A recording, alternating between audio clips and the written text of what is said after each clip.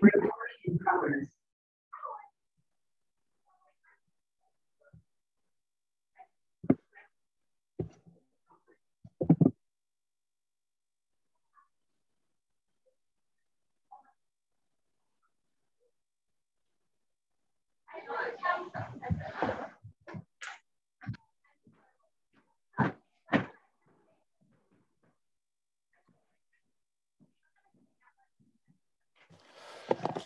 Right, we'll get underway. Welcome along to this annual plan hearing. So we've got a fairly full afternoon of submitters, and presuming everyone turns up, we will look to take a break at about 2:20 for 10 minutes. So it'll only be a short break, and then we'll carry on through to approximately 4:30. So the submissions have obviously all been circulated, they're on Diligent, and we will just work through. So the submitters have got time slots allocated. I'll just keep a little timer, and if people are getting near their time, obviously I'll give them a bit of a heads up. If they want to leave time for questions, then obviously they can do that within their time slot. So there may not be time for everyone to ask all their questions. So we'll just try and share the questions around as we go. So we'll get underway. So the first two submitters, which I think are kind of doing a bit of a combined tag team arrangement, Onitahua Marae and Ngāti Tama. And so we've got Margie Little, kia ora Margie, and Kura Stafford. Kia ora. So I will hand it over to you to share the time as you see fit. I will give you a bit of a nod as you get towards the end of your time. If you want to take it as a combined slot, that's fine. I'll just work on the combined time. So if you want to leave a bit of time for questions, obviously do so. And like I say, I'll let you know when you're getting close to time. So over to whoever of you would like to start. Ka koe, Margie. Yeah. Te kanihira o te taiao, tēnā koutou katoa, I te rangatira a honi, moi mai rā, tēnā koutou katoa, ko Margie Little Takawangua, the chairperson of the Kaitiaki of Onitahua Marae, and I've been one of the original trustees since the beginning. So Onitahua Marae, there hasn't been any involvement with TDC since its inception in 1984. And it was so just a wee bit of brief history. As you know, it was the old Tarakohi School, and it was acquired by Tui Martin and a group of Mata Waka people that had no, they weren't in their rohi, they had nowhere else to go, and they wanted to have a base for a marae, whereas the mana whenua had used our homes. So the Mitchells were in town, the Masons were in town, and the Ward homes were at Prumahoe. So we had used our homes as our marae. So that's how it actually started, and it's a different setup to perhaps the marae that in Te Tauihu, and generally in New Zealand, because it is, as well as being a mana whenua marae, it's also a mata waka marae, and they're recognised with a pau in the whare, and it's also a community marae. So it's used for mainly for community wānanga, for Ngāti Tama. It's Ngāti Tama's base marae, I suppose you would say, and it's also Ngāti Rārua and Te Atiawa. So the three iwi share mana whenua of Mohua. Have you got the TDC annual plan that we just put into you? Have you got that handout? The submission? Yes, we do. Yeah. So that we have, well, it was at John's Tangi actually, so it's been really quick that we knew that we have been thinking about new ablution blocks because they were the first building that was completed by PEP workers way back in the day.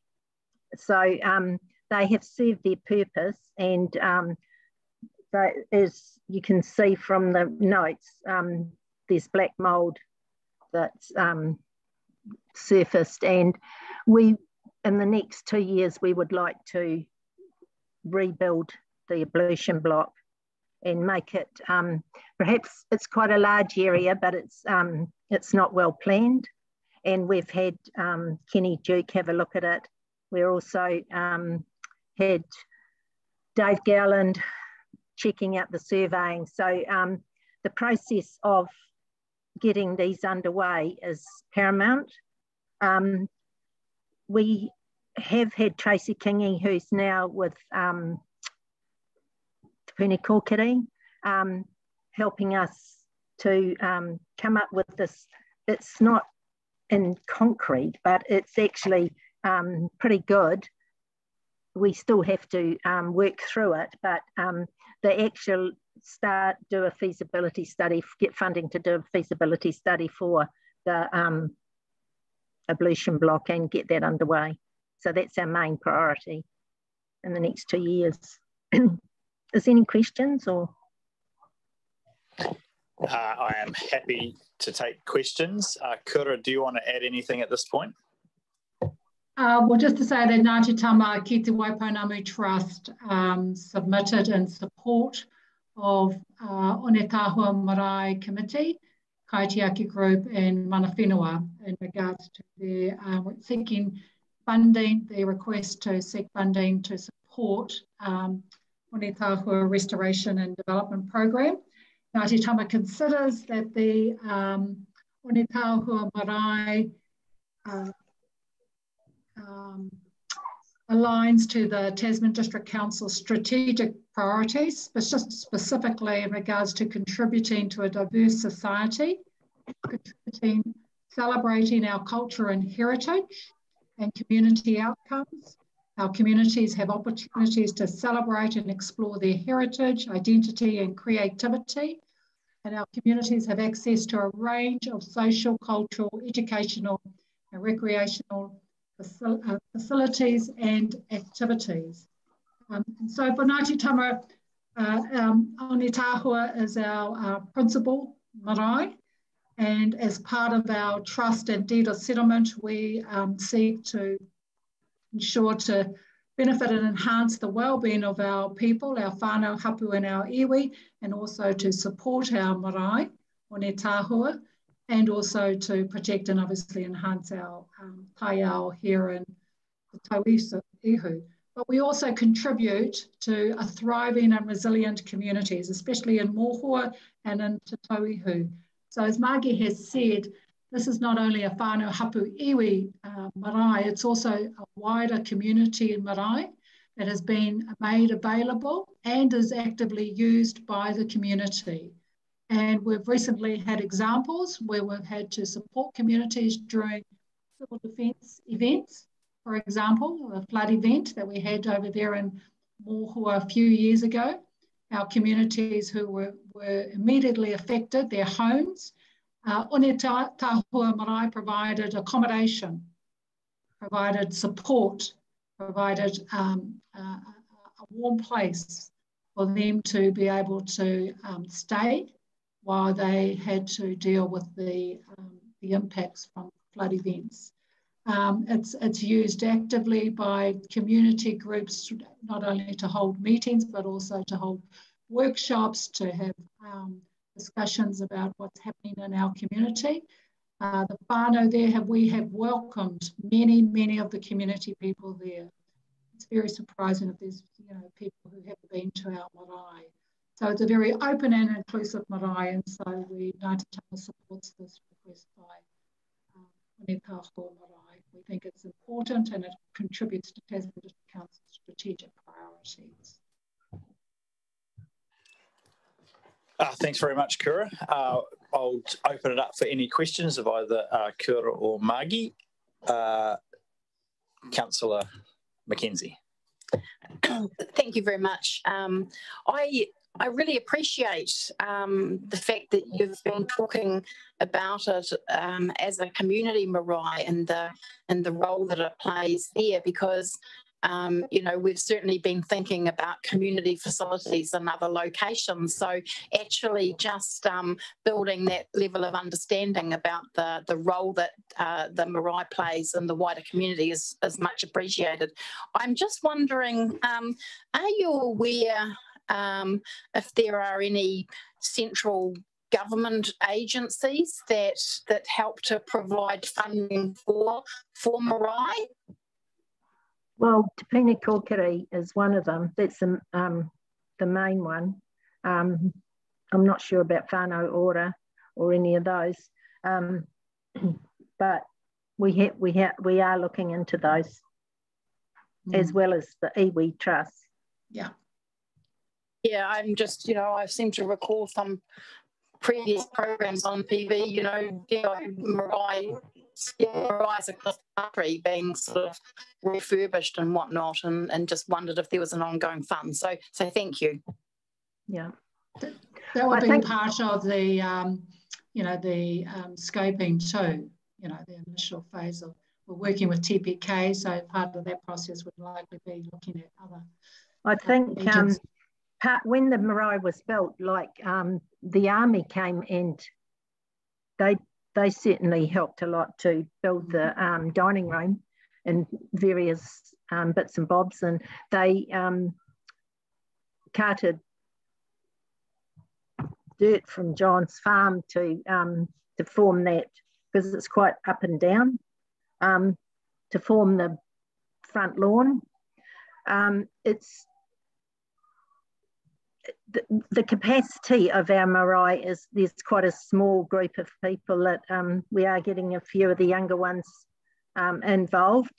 more involved, but it's, you know, we don't have a lot of capacity, and so it falls on a few people to keep it going and to work there. Although, having said that, a lot of the Ātarangi students that learn Te Reo help out in the kitchen as part of their kaupapa to learning Te Reo. Thanks, Margie. Councillor Mayling. Good afternoon, Margie and Cora. Thank you very much for your presentation. I see that you're going to ask for some funding from some other agencies. I really wanted to get down to the number. How much are we looking for from council? Anything. Anything's better than nothing. Well, it's just I'm not sure that we're looking. It would be good to have support, and maybe, I don't know, even 50,000. I'm not sure how much you budget for your other facilities. I wouldn't imagine even, you know, it's, I think what we're flagging is we're flagging the interest of the marae to you, because we didn't have long to get this submission in. As you know, we're busy, we've been flat out working on the water conservation order, which starts on Monday, but it's just to make you aware that the marae does support the community a lot, and it is an emergency shelter in emergencies. So yeah, I'm not sure. We're still working through that process, but it would be good to think that perhaps we could be supported in other ways. You know, like it may not be actual money, but it may be actual support from different people. Don't know. Agencies. Yep. Thanks for that. Councillor Turley. Oh, sorry, Cora, did you have anything to add? Oh, well, just to consider, you know, you know, there might be other ways that you can contribute. And obviously, there's building fees. development fees. So, you know, there could be a consideration of a waiving of those fees, considering in combination with any grants that you may consider for the marae. So, you know, looking at different things that may be helpful for us. Yeah, because I think when, you know, when it was, when a lot of the, well, especially when the ablution block was built, it possibly, you know, wasn't, Tui was one of those people that just went off and did it. And I'm not sure that there's a whole lot of rules and regulations around whether he got the right permits or whatever. But it is about being supportive and being supportive of, like, if we were to apply for Papakainga, you know, housing, that we would. So I think there is other ways besides monetary ways of supporting the cause. Thanks, Margie. Councillor Turley. I'd like to thank you, Margie, for your willingness as a group to share the marae with the community. But do any of the community groups using the marae contribute towards it financially in any way? You know, do they contribute towards the cost of electricity or anything like that, or are you left with all these costs? No, they get charged a fee, like I guess when it's, and it was like reciprocity when at John's Tangi, like when the little kids from the kohangas and golden kids, you know, come up to the marae, then a lot of the whānaus did baking. Like they'll bake if we've got, you know, in a way they don't contribute monetary, but they contribute when we have big hui. So it's about, and a lot of the people, you know, can only afford, I guess, in a way, the trusts have been really supportive. And we're just applying for a grant at the moment to through TPK with support from Omnicom, because the marae's been closed most of the last 2 years. Yeah, so we've managed to, with the support of the trust, we've managed to keep going. And so everything at our marae is koha, basically.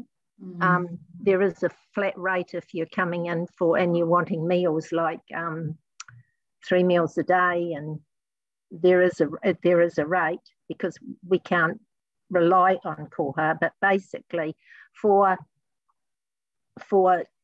educational groups and for other groups, it's koha, and all of the services are koha too. So all of the cooks, they don't get paid. Nobody gets paid for doing the mahi at the marae. We're really lucky at the moment that we've got a kaumātua who does our lawns and does the gardens, because it's quite a big area, but it's all basically koha, and we give him the odd petrol vouchers. But this is the way that Tui set it up, and we've managed to carry on that way, to continue it. Like, so it would be, yeah, it's just how it's run, really. It's a lot of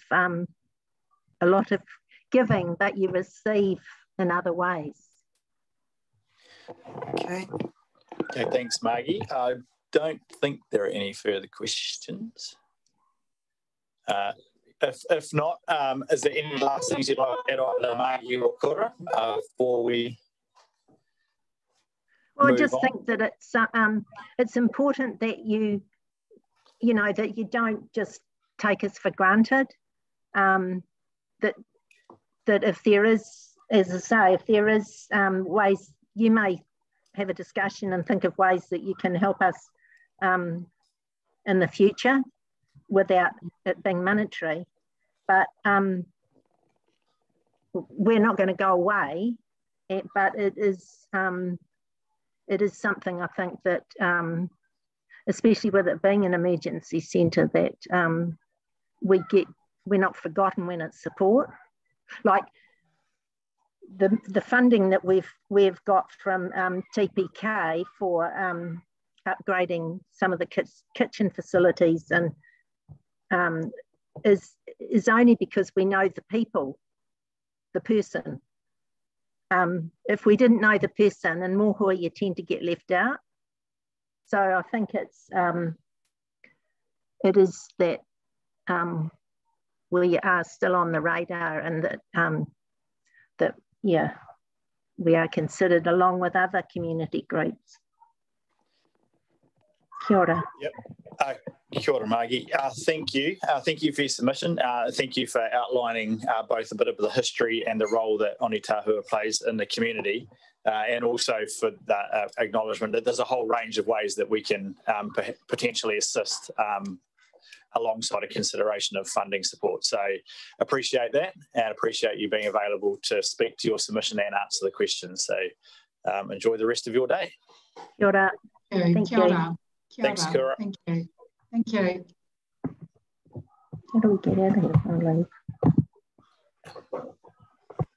Right, so who have we got next on our list? We've got Tony Thomas. He's not due till, but if he's there, we'll... Tony, welcome. Thank you, Mr. Mayor. Nigel, I think you probably know the drill. So 10 minutes. Obviously, your submission's been received and read, so utilise the time as you see fit, and I'll give you a bit of a nod if you're still talking at kind of 8 minutes. Actually, Tim, if I could have a reprieve for, I'm happy to be bumped by a couple of presenters, if you like. Nigel can't join me just at the moment. He can't extricate himself from another meeting. So if somebody else would like to go prior to me, that would be wonderful, so I can get Nigel in the room as well. Okay, thanks, Tony. I'll just double check. I think Roger Frost, are you on the Zoom and able to jump forward a couple of slots? Hi, kia ora. You hear Excellent. me? Welcome. Yes, I can hear you, Roger. Right. So if you are happy to take your submission slot now, we would appreciate that. Yeah, that will be fine. Thank you. Excellent. Thank you. Over to you. 10 minutes, as I say. I'll give you a nod at 8 minutes if you're still talking. If you want to leave some time for questions, then by all means do so. Sure. Kia ora koutou katoa. Ko Roger Frost aho.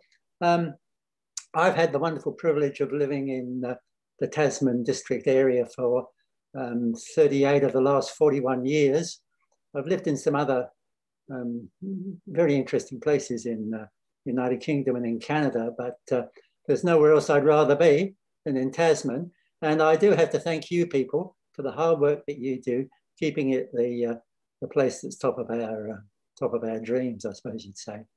And I'd like to thank you all, members of council and council staff, for the work you put into the annual plan each year. I'm sure it's a large amount of work, and the resulting document that you put forward I've read with interest, and I found very little in there that I can't actually support. So that's also very encouraging for me.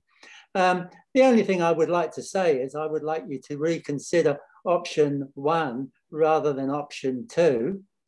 Option 2, as I see it, with the reduction or with going for a lower rate of rate increase, there are a number of things in there that I just wanted to comment on. First of all, the reduction in budgets for consultancy in water, environmental, coastal assets, rivers, and strategic policy areas.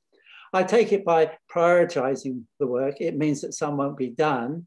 I'm sure council has already considered carefully all the work that was originally planned in these areas, that it was essential and required expertise, in some cases only available by contracting consultants. Considering the areas involved are core areas of the region's natural assets and often the ones affected by the increasing incidence of climate-induced events, I believe it's unwise to leave any of this work unfunded.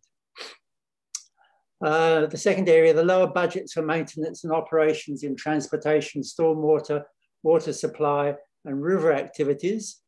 The plan points out the risks in reducing these budgets and mentions the possibility of significant hazards or unforeseen events. To me, these are core areas of the region's infrastructure, and I believe it unwise to leave contingency planning to chance. Higher forecast revenue from fees and charges. The higher fees may materialise, but I'm sure the original estimates would have been thought through in a conservative way that made sound sense. Some of the projects in the capital programme won't be carried out in 22-23. These include various planned upgrades to water infrastructure, stormwater and reserve land purchases, and installing emergency wastewater storage tanks. To me, these all sound too important for community and environmental outcomes to be delayed. And then there's a deferral of 2 million of digital innovation work. Well, I'm not sure what that actually refers to, so I can't comment on that. When I looked at our rates and what the difference between option 1 and option 2 would be, it amounted to $1.21 a week. I was going to tell you all of the spending we could forego on our superannuation only income to afford the difference, but it hardly amounts to anything needed at all. And the amount that our superannuation has just increased as of April the 1st makes it inconsequential. So I really recommend staying with the original program that requires a 7.66% increase.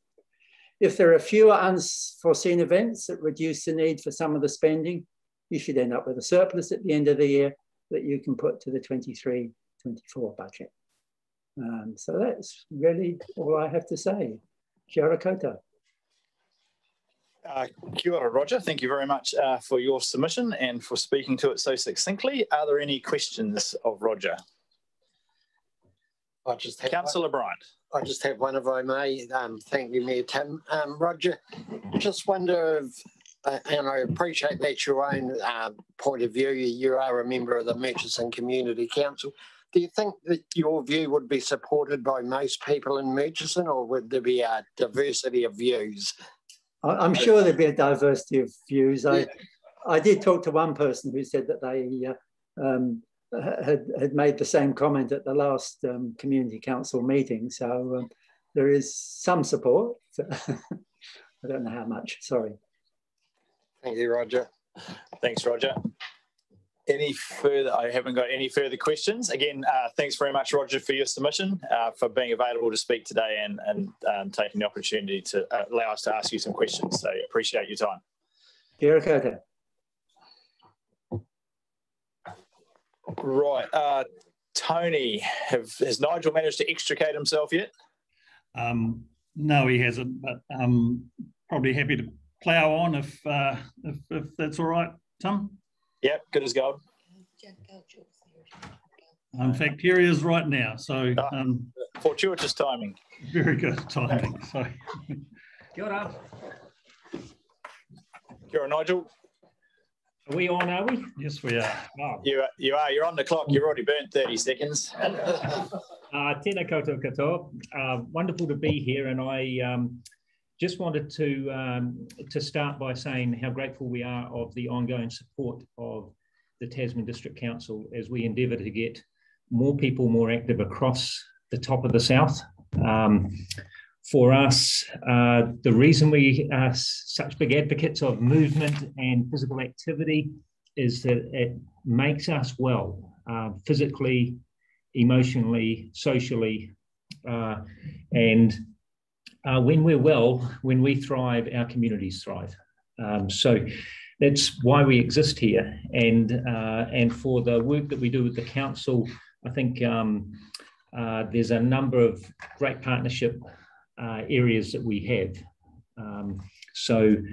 And I just want to mention that the impact of COVID has made our work even more important. We generally in a standard year would reach about 1 million people. through our work. So that's down to about 600,000 over the last 12 months. And what COVID has done is significantly impacted the number of activities in particular for our young people. We've seen quite a drop off. And we've also seen a widening of the inequity gap as part of that drop off. So those who were missing out before are missing out in greater numbers. There is a little bit of recovery going on, but the need for our community's wellness has never been greater. So that's a little bit about why we exist. Some of the work that's been going on between the Tasman Council and ourselves not only includes all of the facilities that Tony can talk about in more detail, but we're delighted that we got some 100,000 of Te Manawa money from central government into Tasman region, which is about a quarter of the amount of money that we have to circulate on behalf of central government. So that's got into getting young people more active across the Tasman region. We're also really grateful for the support we've had from your team around areas like Kahina Maya, which is a program for creating bold young teenage girls, for active recreation, for the many sport forums and connectivities we've had during the COVID period, and of course for the great mahi that goes on in the facilities, which includes the likes of skate park tours, etc. So that's a little bit from me. Great to be here, and thank you again for your support. So following on from that, everyone, we would like to, as far as community partnerships concerned, obviously we have strong connections with council, but a lot of other organisations in our communities across the Tasman region. One of those includes Motueka 2030, which is, we're very pleased to be part of that program. And I see Trinity online, so I'm sure she's going to talk more to the organisation, but we're very, very much in support of Motueka 2030, not just because we are a partner, but we believe in the work that they are doing to try and re-engage young rangatahi in the Motueka community back into either education or career pathways. Aside from that, we as councillors, I hope will know, the regional Top of the South Spaces and Places strategy that was developed a couple of years ago is going strong. It's a very important document that outlines and recommends facility build and redevelopment works for the Top of the South. Part of that is a network of council staff, which I'm very pleased to have Tasman District Council staff on board on that network and working towards implementing some of the recommendations in that strategy.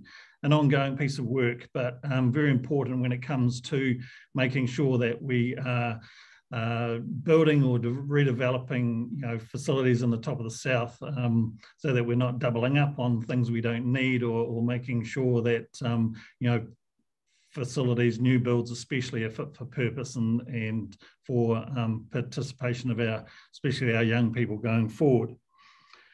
A piece of work we've done more recently was actually, we commissioned Mike Tasman-Jones, which I'm sure most of you will know, to do a piece of work around play and what play looks like in the Top of the South region.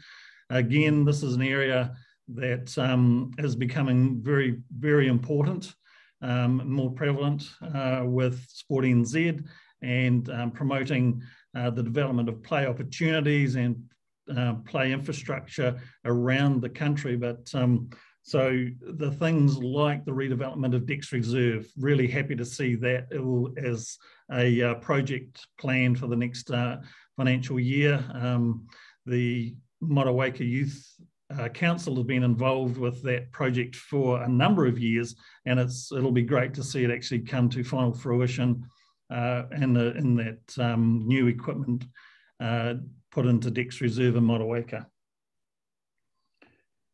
We'd also like to comment on the continued support of the development of cycleways and walkways around the region. you know, with COVID especially, we saw a massive upsurge in cycling with older people, especially on the Great Taste Trail and things like that. And footpaths, as we know, are still an extremely important part of the active transport network that we will certainly in the future need to utilise much more, with you know, the likes of all of those big old gas guzzling cars going to be kicked off the road by the looks of what the government's trying to do. We'd also like to commend the work being done and support the work being done on the environmental management side of things, with the likes of the wetland construction development at East Valley and Motupipi. Some of the programs that we run are, like Nigel mentioned, Kahini Maya, and probably the Motueka 2030 program, as well as we engaged you know, those kids that may be a little disengaged at the present.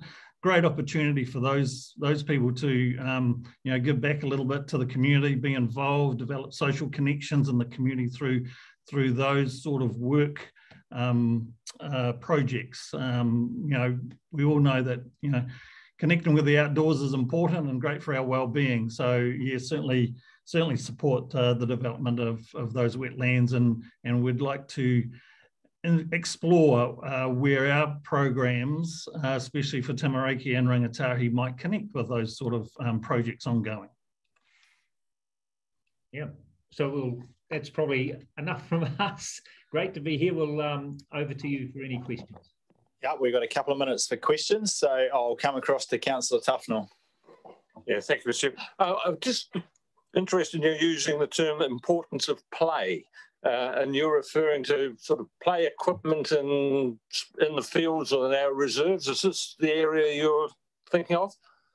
That's part of it, Councillor, but also it's what's lacking is a lot of it is the ability of parents to enable play. There's sort of three aspects to play. There's time, permission, and space. So where kids can play, do their parents allow them to play in those in the spaces? You know, 50 years ago, when, you know, I was growing up as a kid, it was nothing to hop on my bike and go fishing down the port from Richmond. These days, parents won't let their kids play any further than about, you know, 50 or 100 metres from their own home, for a lot of reasons. You know, there's much more traffic on the road. There's you know, the supposed or the potential threat from other people, all those sorts of things that are barriers towards play these days. So educating people, parents, is a big part of it. But as you say, also, Trevor, is actually council's very important in being partner to putting that equipment in place around communities, so access to playgrounds is easy for young people. Yeah, thank you for that. I take it that this is taking place of what we had as kids, which were trees. Probably. You're quite right. Time for one more very brief question with an equally brief answer, hopefully. Councillor Mailing.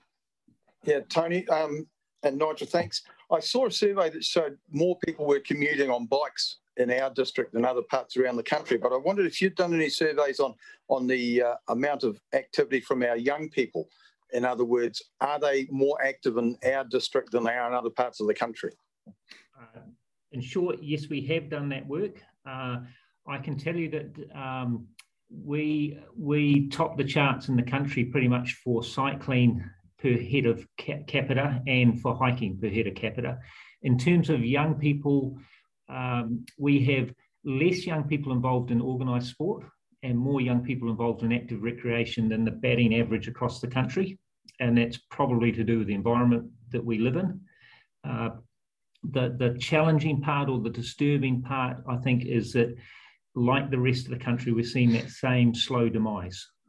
So if we fast forward 10 years, it's not the sort of trend that we want to stand for or embrace in leadership. So our job is to partner up with as many community organisations as we can to try and stem that flow and re-engage, re-encourage our young people to get physically active and moving, and then progress through the natural pathways, be it active rec or sport, that they choose to pursue. Excellent. Thank you for presenting your submission and being available to answer questions, and enjoy the rest of your afternoon. Kia ora. Thank you. Thank you. Thank you, Tim. Right, thanks, gentlemen. Next up, we have Hendrik Vermeer. Hendrik, are you on the... Yeah, I'm here somewhere. Yeah, g'day. How are you going? I'm good, thanks. And yourself? Good. Yeah, not bad. So 10 minutes. Obviously, your submission has been received and read, and so you can either add to it or anything else you want to say. If you want to leave a bit of time for questions, do so, and I'll give you a nod at about 7 minutes if you happen to still be talking at that point. Okay, I don't think I will take this long. So I don't actually think that the rate should increase. When you forwarded the 10-year plan, I've noticed there was $13 million something to be borrowed to increase our cycleways and walkways. I feel we already got quite many of these facilities in the district, and do we really need more cycleways? Considering it only targets 2 recreationals, which is cycling and walking, should we be looking at spending some of that money in other areas if we're going to be borrowing it? You know, like horse riding, we do horse riders go. We can legally ride on public roads, but we legally can't ride on cycleways. Although if we legally ride on a public road, most of our roads are congested, and I suggest that we, instead of spending $18 million on our roads, we spend a bit more if we're going to be borrowing money anyway. So yes, I feel that we do not need to borrow $30 million just for 2 types of activities, which to me seems ridiculous, you know, considering how many people walk compared to how many people are driving. That's pretty much all I'd have to say. Okay, thank you very much. Are there any questions from anything that Hendrik has said or that is contained within his submission? If not, cool.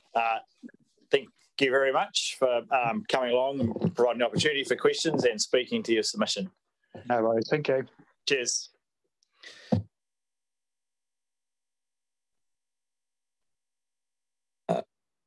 Next on the list, we have Gail Jewell, who I'm pretty sure is on the... Welcome, Gail. You have to hop off mute if you're speaking.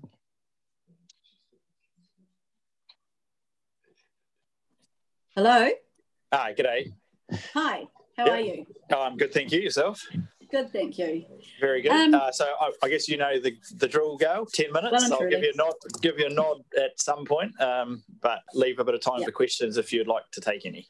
Yeah, no, that's fine. I guess for me, my main concern at the moment is that people are still hurting out there, and in particular our low-income people and elderly. We've had food increases, horrendous prices, fuel increases, power increases, and now rates increases.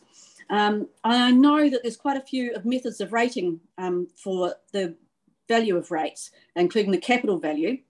And I just question, when the value of properties has gone up so horrendous over the last 2 years, why there should be any need to increase the rates. And then also look at the new development of properties, particularly in the Richmond area. 522 new builds in 2021. Even if you averaged 3,000 a year for rates on that, that's 1.5 million. If you do it again in 2022, that's $3 million. It just really concerns me that you've got all this development, you've got increase in values of properties, and as I said, people are absolutely struggling out here in the real world. Businesses are suffering. I'm involved in a small business and absolutely struggling to keep the doors open week by week. And now having another impact of having a rate increase on top of it, It's just not good. It's not healthy for people. People's, health and well-being is being really affected by all these increases. And I would like to see that, or think that the council could take some real accountability and look hard at these situations. And even if it could be for another, give people relief for another year or 2 years to actually get back on their feet after COVID and everything that's been going on. It's badly, badly needed out there. That's me. Okay, thank you. Open for questions. Questions that anyone has? Anyone? Oh, I've got to check the Zoom. No, it doesn't appear to be any questions. Very clear point of view, Gail. Thank you for succinctly representing it and speaking to your submission. Okay, thank you. Just think about the poor people out there. Okay, thank you. Is Brent online? No. So Brent Maru's not.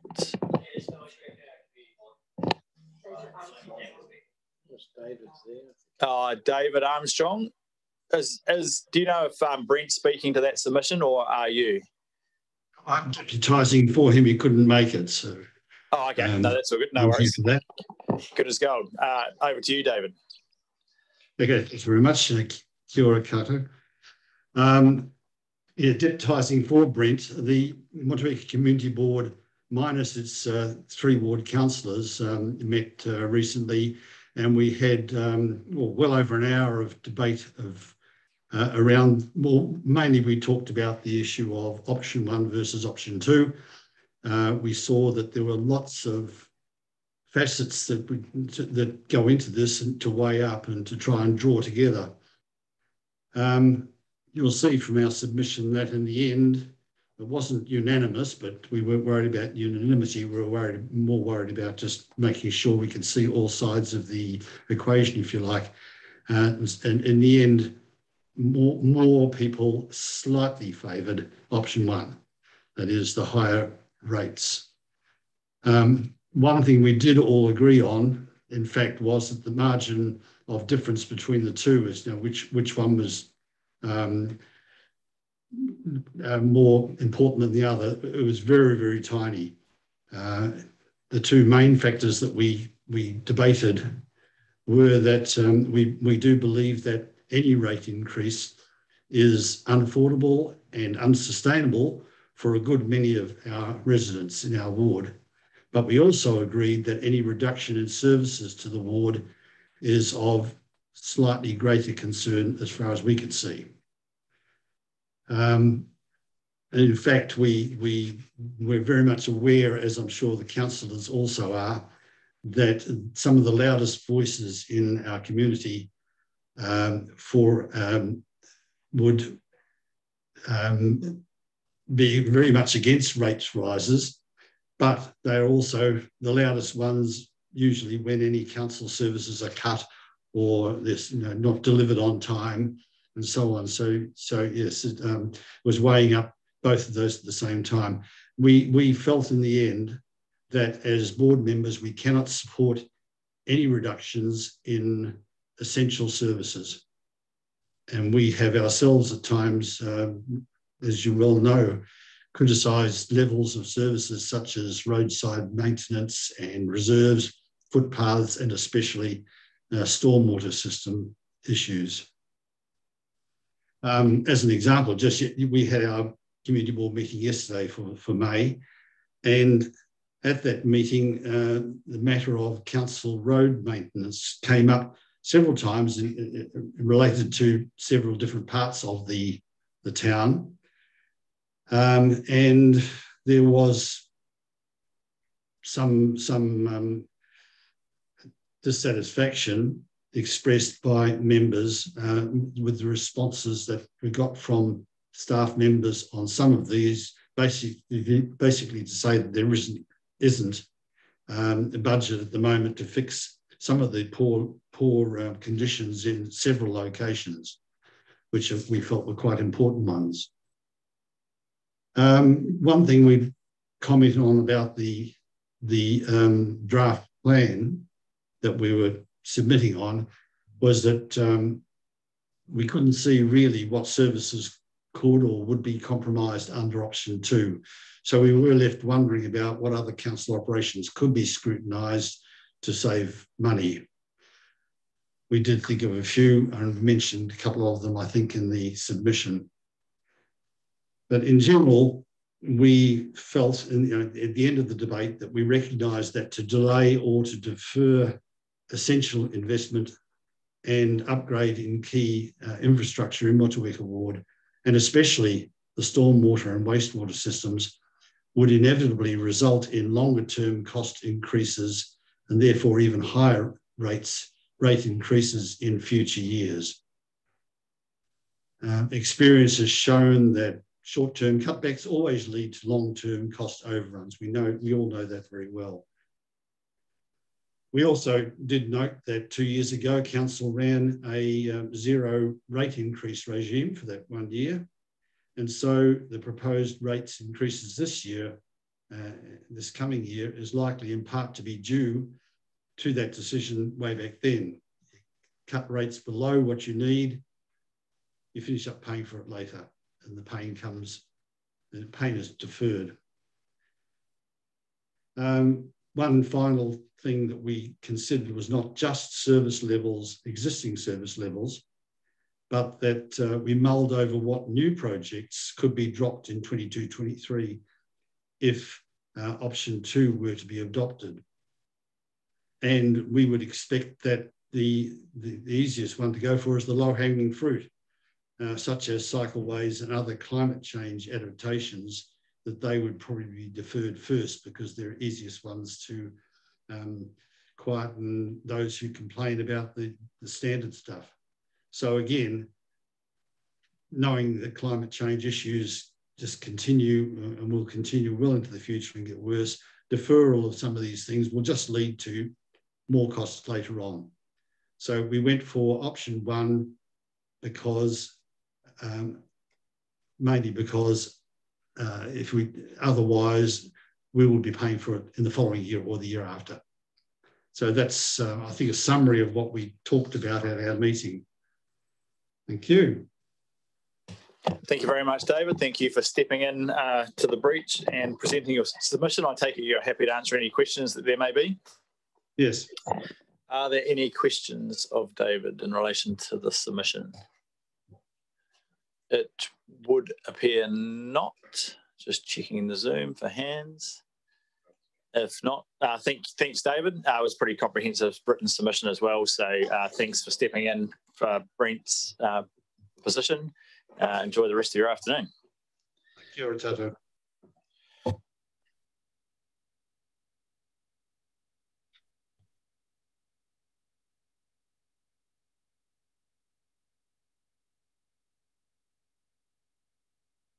So our next submitter is not due till 2:30, which is Margaret Cotter. So if we will now break in the absence of any other speakers. We'll try and be back here by say 20 past. So, and just in case they are early, so we will reconvene again at 20 past, and hopefully we can stay ahead of the time for the rest of the day on that basis. All right, thank you very much. We'll take a break. Cotter there as well. Right, we'll reconvene. If people would just like to grab a seat, we'll get back underway.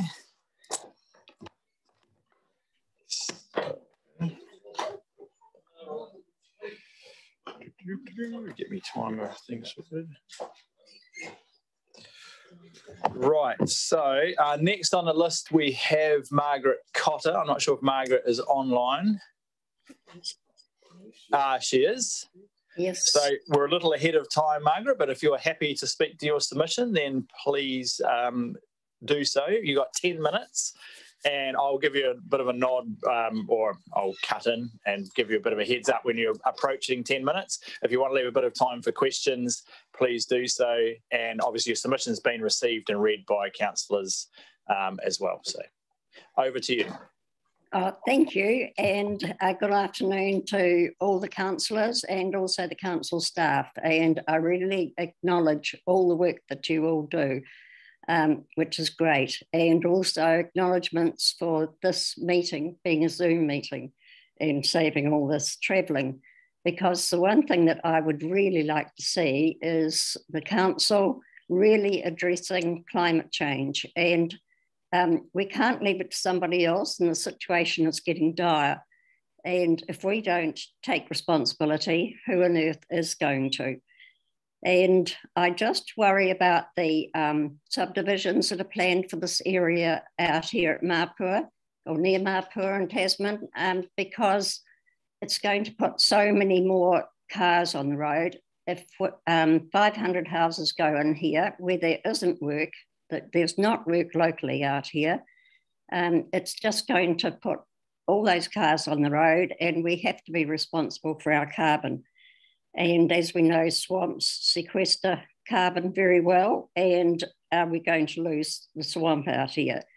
So I think nature looks after us, and we must look after nature, and we must take responsibility for the carbon that we put into the atmosphere. So I just make a plea to the council to please, always with all your decisions, please consider climate change, because the situation is dire. You probably read about all the orphan baby elephants who are left behind because their mothers have to go so far to get water, because Kenya's had a drought in 2 years, for 2 years, and that might be a long way away, but who's responsible? We are. So I think it's so critical that we take and play our part in it. So that's all I've got to say, leaving a lot of my 10 minutes probably to somebody else.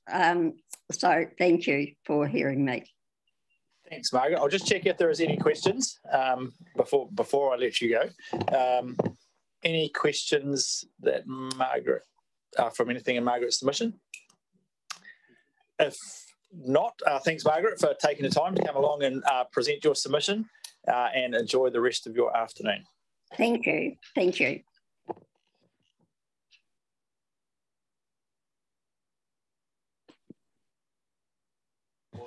Next up, we've got Randolph Waller. I'm not sure if Randolph is on the... If not, we are a little bit early, but I do see Gillian Bishop is up there. Gillian, are you happy to take your submission at this point? Yes, that'll be good. Thank you.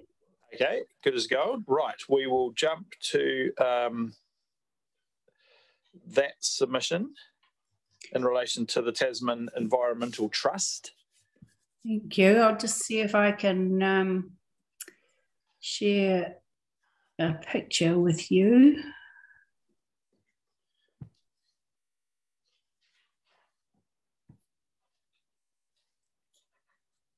Right. Yes, I think we can see that if it's a picture of Onetahua Farewell Spit. Yep. Yes. Great. Just okay.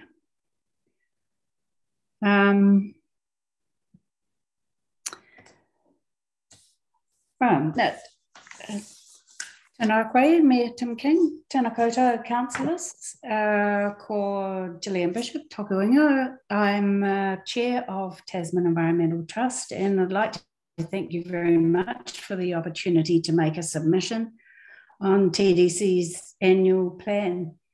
I'd like to just tell you what is planned for Onetahua, Pest Free Onetahua project, and why, where the project is at now, and why TDC should be seen to support this project.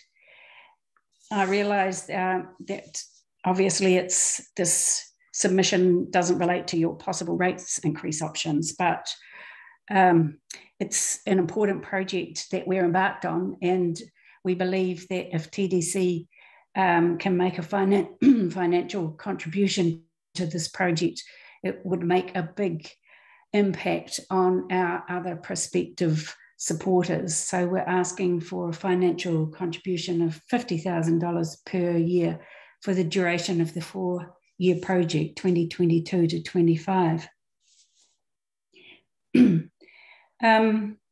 Pest-free Onetahua Farewell Spit project began last year with an invitation by PF 2050 to undertake a long-term ecological restoration predator eradication based on farewell spit, Whauriki and Pakawa area in the northwest of the Tasman district. And we formed a partnership with also with Mana Whenua ki Mohua. And we're really proud of this collaboration. It's Mana Whenua ki Mohua has been involved in the planning, in the development so far, and they're committed to a long-term partnership for the project and beyond.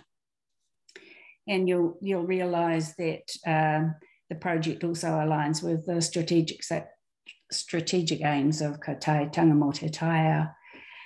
Onetahua Farewell Spit has regional significance as the site is the highest ranked ecosystem in the Tasman district. And that was highlighted in the 2019 report prepared by John Lethwick for TDC. The evidence-based landscape scale assessment of biodiversity priority noted that Farewell Spit Whauriki was highly ranked and indeed a key priority site for the region, primarily due to its unique coastal ecosystem. It's also got national and international significance due to it being listed as a wetland of international significance under the Ramsar Convention. So there are 7 Ramsar sites in New Zealand, 2 in the South Island and only 1 in the Tasman region. So clearly a very high environmental priority. The project has $3 million committed by Predator Free 2050, but we need to raise an additional 2.85 million. So the short pamphlets that have been provided to councillors are part of our fundraising initiative, which is just kicking off now. We had a feasibility study for the work prepared by Ahika Consulting last year. That was reviewed by a technical advisory group, including TDC staff, and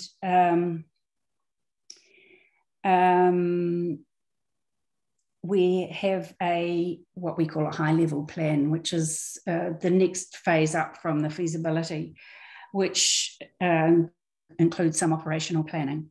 So the refined budget is with Predator Free 2050 for approval at the moment, just this week.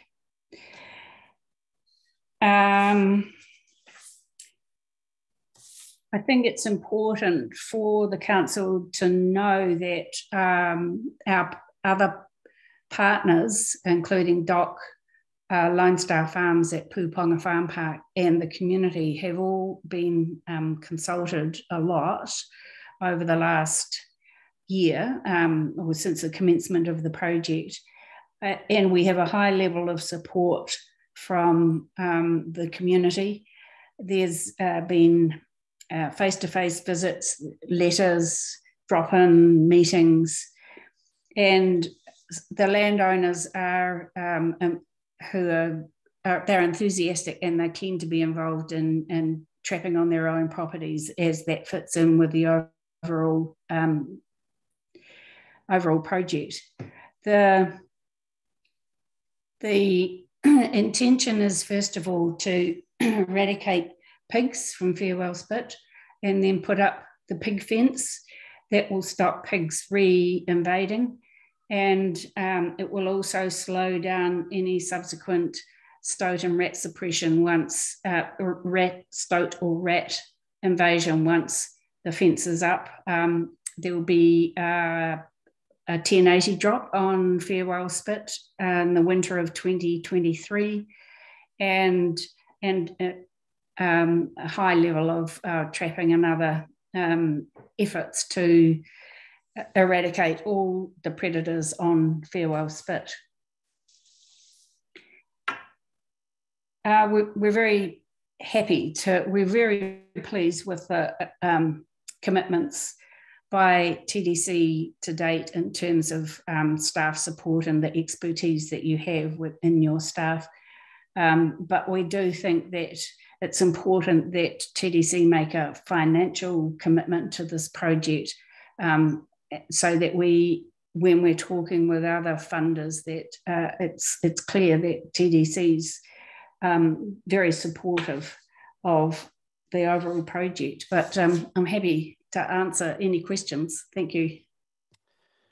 Thank you very much, Gillian. I will open it up for questions. Councillor Mailing. Good afternoon, Gillian. Thank you for your submission. Just a question about the commitment from DOC. Have they made a commitment to help finance this project, particularly in the initial 1080 drop? Because that's one of the areas that they're particularly good at. Yeah, exactly.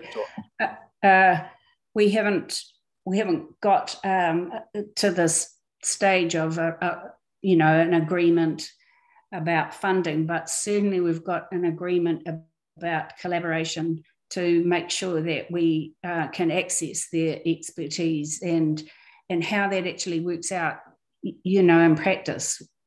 It's a bit early days to have that sorted yet, but we certainly have a high level of commitment for them to work in partnership with us to make sure that their expertise is made available to the project. Thank you. Thank you, Councillor McKenzie. Thank you very much, Gillian, for your submission. Given that I'm one of your trustees, I probably won't ask a question about the program of work. I did, however, just want to take this opportunity while you were on there to congratulate your leadership in the area of blue carbon. Amazing coverage in the media with the collaborative work that you've been doing, and great job. Thank you. Thank you, Christine. The blue carbon coring at Farewell Spit, we see as part of the overall intentions for Onetahua restoration, so that, this project isn't just about getting rid of predators. Obviously, this part of the project is, but our longer term intentions are to work with the other parties in the area to reintroduce birds. And Health Post Nature Trust have got a lot of work going on at Whaririki Eco Sanctuary, and so we're working in partnership with them as well.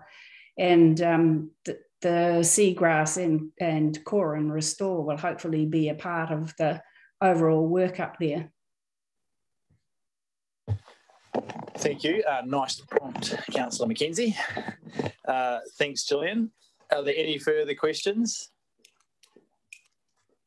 If not, thank you for your submission and for coming in, and well, not for coming in, for being available to speak to it and answer those questions. Thank you.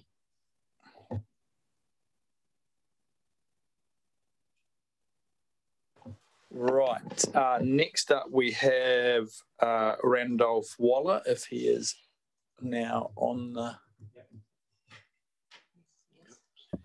Yes, I am. Right. Randolph, welcome. Again, 10 minutes. So your submission has been received and read. So you can use that 10 minutes how you wish to speak to it or add anything to it that you like. If you want to leave some time for questions, do so, and I'll give you a bit of a heads up about 7 minutes through. Okay, cool. Thank you. Thanks for the opportunity and good afternoon. I noticed that the Local Government Act, it talks about operating revenues being set at a level to meet their expenditure for the year. It doesn't say anything that I can see. It seems to be in silent on whether money should be borrowed to achieve that, and it doesn't say the opposite either. So therefore I question the intent about what is actually meant by that statement in the Act.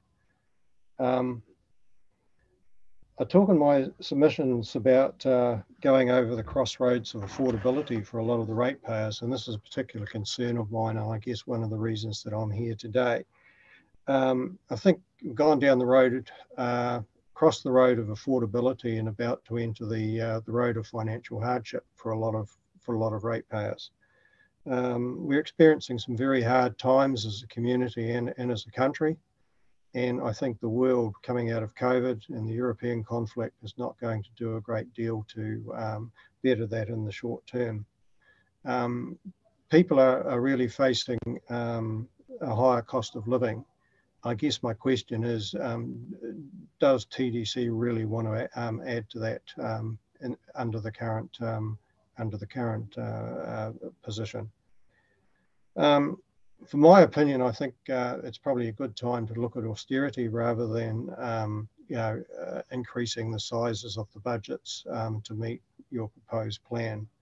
I've outlined in my proposal some initiatives that I believe would probably support finding some money within rather than actually borrowing it to achieve some things. Nothing there was probably new to a lot of you folk. Myself, I've experienced this in my lifetime and have had to work with it, and in some respects I've had to manage it. I'm talking about a wage freeze, both to council employees and yourselves. It's really nice to be able to afford to pay people more as times get hard, but the reality of the situation, if I have a quick look at your numbers, I don't believe you're in a position to do that. I also think that if you put in place a recruitment freeze, it's a very good opportunity to start looking at the current positions and what they actually do within the organisation and whether they're fit for purpose for 2022 onwards. Selling off of assets no longer aligned to council plans and directions. You may have a plan in place, I don't know. But, you know, some things I think I've outlined in here is about raising some money so you can reduce the debt level. Therefore, the burden on the taxpayers going forward is not around actually continuing to borrow heaps of money and, with the expectation that the ratepayer will pay it back. I personally think that that boat's gone out about as far as it can at the moment. I suggest the building that you're in currently be sold and leased back. It's happened before. I just put that out there as a recommendation. I will quantify that in saying it's not an opportunity to move forward and look for a new site. I personally don't think with the numbers that you put forward, you can actually afford that. I apologise if I use the U word in there. It's actually, I refer to it as the council as a whole. I note in the plan that that there's some things there about upgrading roads through borrowing money to finance it. Personally, I think that's sort of old thinking and old methodology. And I think it's time to move on for it. You know, really, if the money's not available, the work shouldn't be done. And there's the other comment in there about the concept of borrowing money to get things, I believe, has to stop. You know, as I've mentioned earlier, I do think that you've reached the threshold of what is affordable to the ratepayers within the district. Comments made in your plan about taking advantage of the Whakatū Kātu funding to improve the cycleways.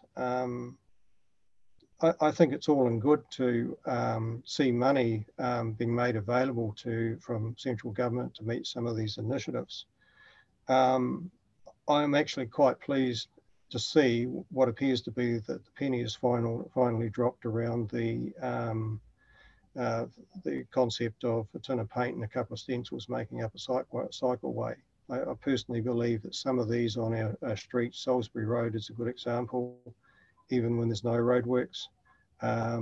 and Wensley Road also, where the cycleway has been painted on the roads, but to me they're quite dangerous. If you have a look at these, you'll see that a lot of the cyclists seem to ride down these with the right-hand side of their torso and handlebars and pedals of the bike hanging out into the actual road area. I know we've all got to be conscious of cycling and use of the roads, but I'm firm opinion if we're going to do cycleways, we should be doing those with a considerable degree of safety in mind. So in saying that, I do believe that through this 2022-23 year, the focus should be on coming up with that concept of safety and suitable roadways. You know, the roads around the town of Richmond seem to be getting just a little bit too narrow, in my opinion, to actually just go ahead and paint a cycleway on them. I don't think it works properly. And I also think it's quite good with the ability to go back to central government and say that, yes, thank you for your kind offer, but at the moment we can't afford to match that dollar for dollar or whatever the requirement is. Just, I guess, digressing a wee bit, but the rates based on the value of the property is something that I've had issues with for some time. I think it's disproportionate to the services provided and those that are used. I think a rethink on how rates are calculated and applied is possibly well overdue. You know, we've seen some good increases in the values of properties over the years, but if I take my own personal situation, I'm probably losing the water and the wastewater and those sorts of things even less now than, you know, when I had a full family at home, you know, using those sorts of services, yet I'm paying a great deal more for it. Now, I acknowledge that's only one side of the coin, because there is the matter of the actual servicing of it, but I do not know whether that has gone up to the same percentage as the rate increases have. I guess it wouldn't be surprised if I'm going to talk briefly about the dam, and my view that the audit of office should be brought in to undertake an independent audit of the dam. And I've listed down there a number of things that I believe need to be included in the brief. I think this is owed to yourselves and also to the ratepayers of the Tasman district. From my own perspective, something appears to have gone seriously wrong if we have an $80 million project that's probably likely to go over $200 million. And I do think that it's important to have an independent review. We understand the risks, and that those risks are used in analysis for future projects, because clearly this can't happen again with money that we haven't got. Just one other thing that I'll just say in closing, that there's a few worn out sort of things that I've said over the years along the lines of giving feedback on what you've probably heard today in other places, and that's along the lines of saying there isn't time or you can't do that. I've included in the commentary at the end of my submission some comments in that respect. I always believe there is time, and there is that old proverb that states that if you're standing there saying you can't do that, would you please stop ignoring the person who's getting on with it. So just some challenges there for you to consider moving forward, and hopefully we can see some degree of reduction in debt through some of these measures that I've outlined. Thank you. Thank you very much for both your written submission and speaking to it. We have a very short amount of time for a question, if there is any, within the 10 minutes. It appears as though there isn't, and that is probably because you covered your submission so comprehensively and speaking to it. So thank you for both making it and appearing in front of us today to speak to it. Okay, thank you for the opportunity. Thank you. Right, Jeff Renison. Here's Jeff. Golden Bay Museum. Jeff or anyone else who might be speaking to that submission.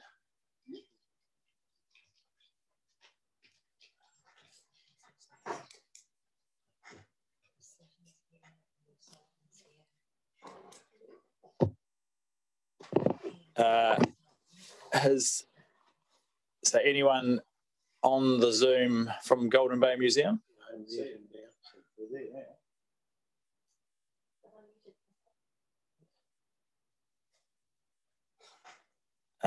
If you are speaking, we cannot hear you.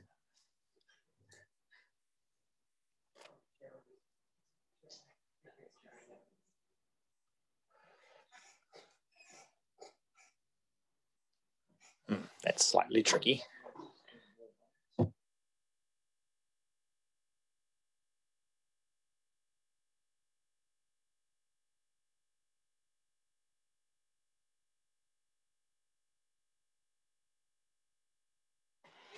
Yeah, I don't quite know how to. I suppose I can just talk to them and presume they can hear me, but I don't even know that. So if there is somebody there wishing to speak on behalf of the Golden Bay Museum, we can't currently hear you. So if you can hear us, if you could ring this phone number, 027 246 0681, and we'll try and sort out a way of getting your submission heard.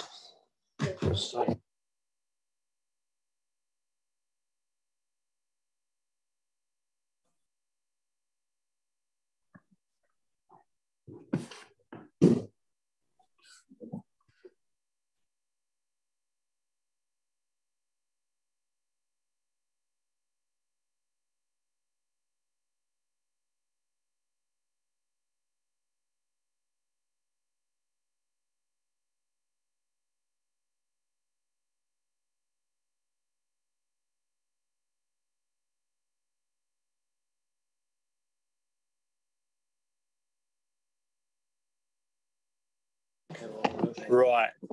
We might just see if we can sort that out behind the scenes. In the meantime, Chris Sutton, I see you are on there.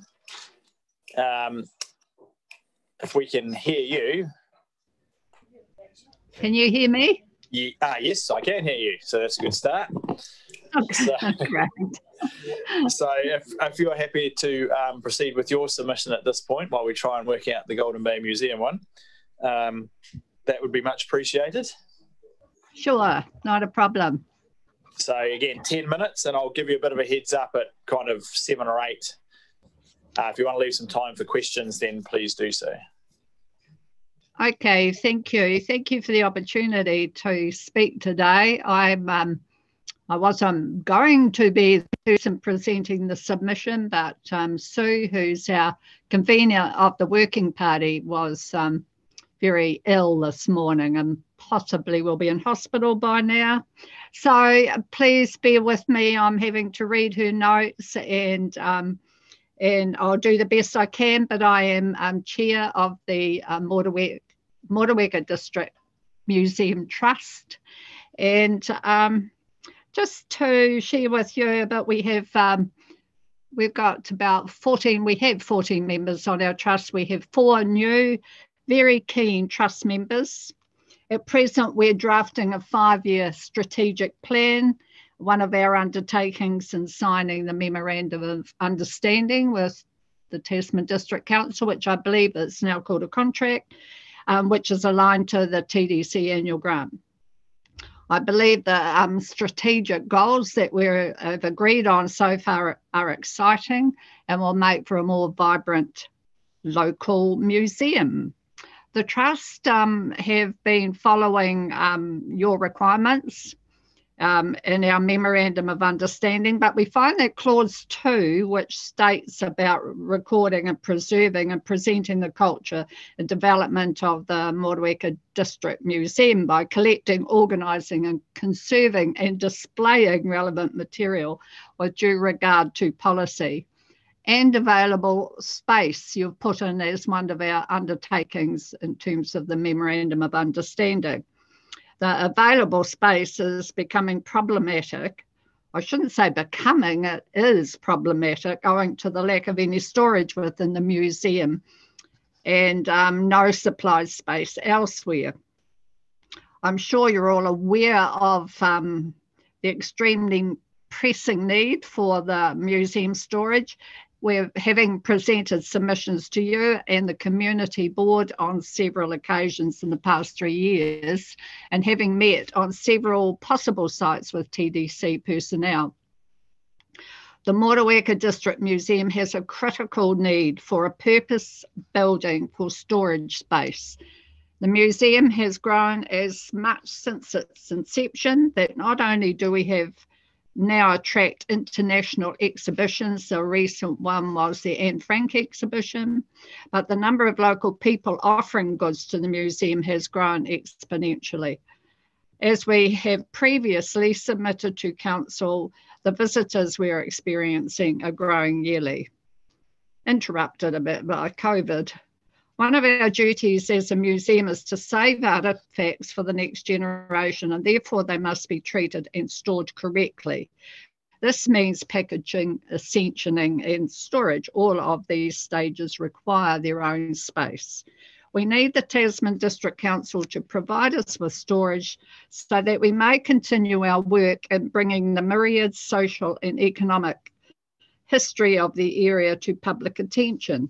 And in our 5-year strategic plan, we're looking at incorporating a specific diversity area, which will showcase the various different nationalities and cultures which have contributed to the population and economic growth of Motueka peoples.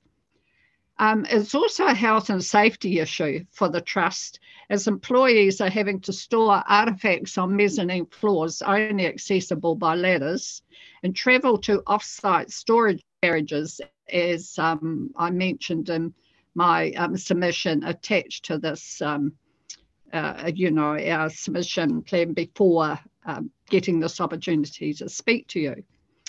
And on the storage garages, they're having to at times to shift heavy things around. We still think the best solution is to have the use of the old Parr Street Library, which we would accommodate other groups like the Historical Society, etc. But if this is not given to us by the council, then we wish for the TDC to build suitable premises to hold the artefacts in trust for this district.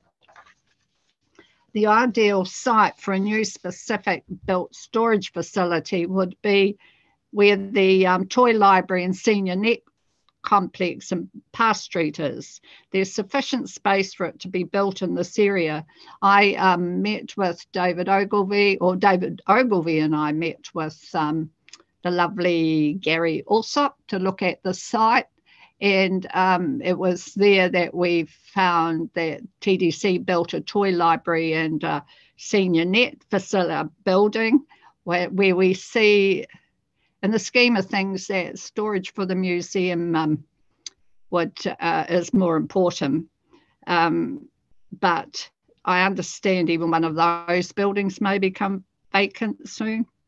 We've actively engaged in requesting the storage from the Tasman District Council for several years, but it's now time we have the certainty of achievement of this necessary need. We were, as a trust, we decided to wait and see what TDC were going to do with the old library, and we did put in a submission to see if we could get that when it was vacated.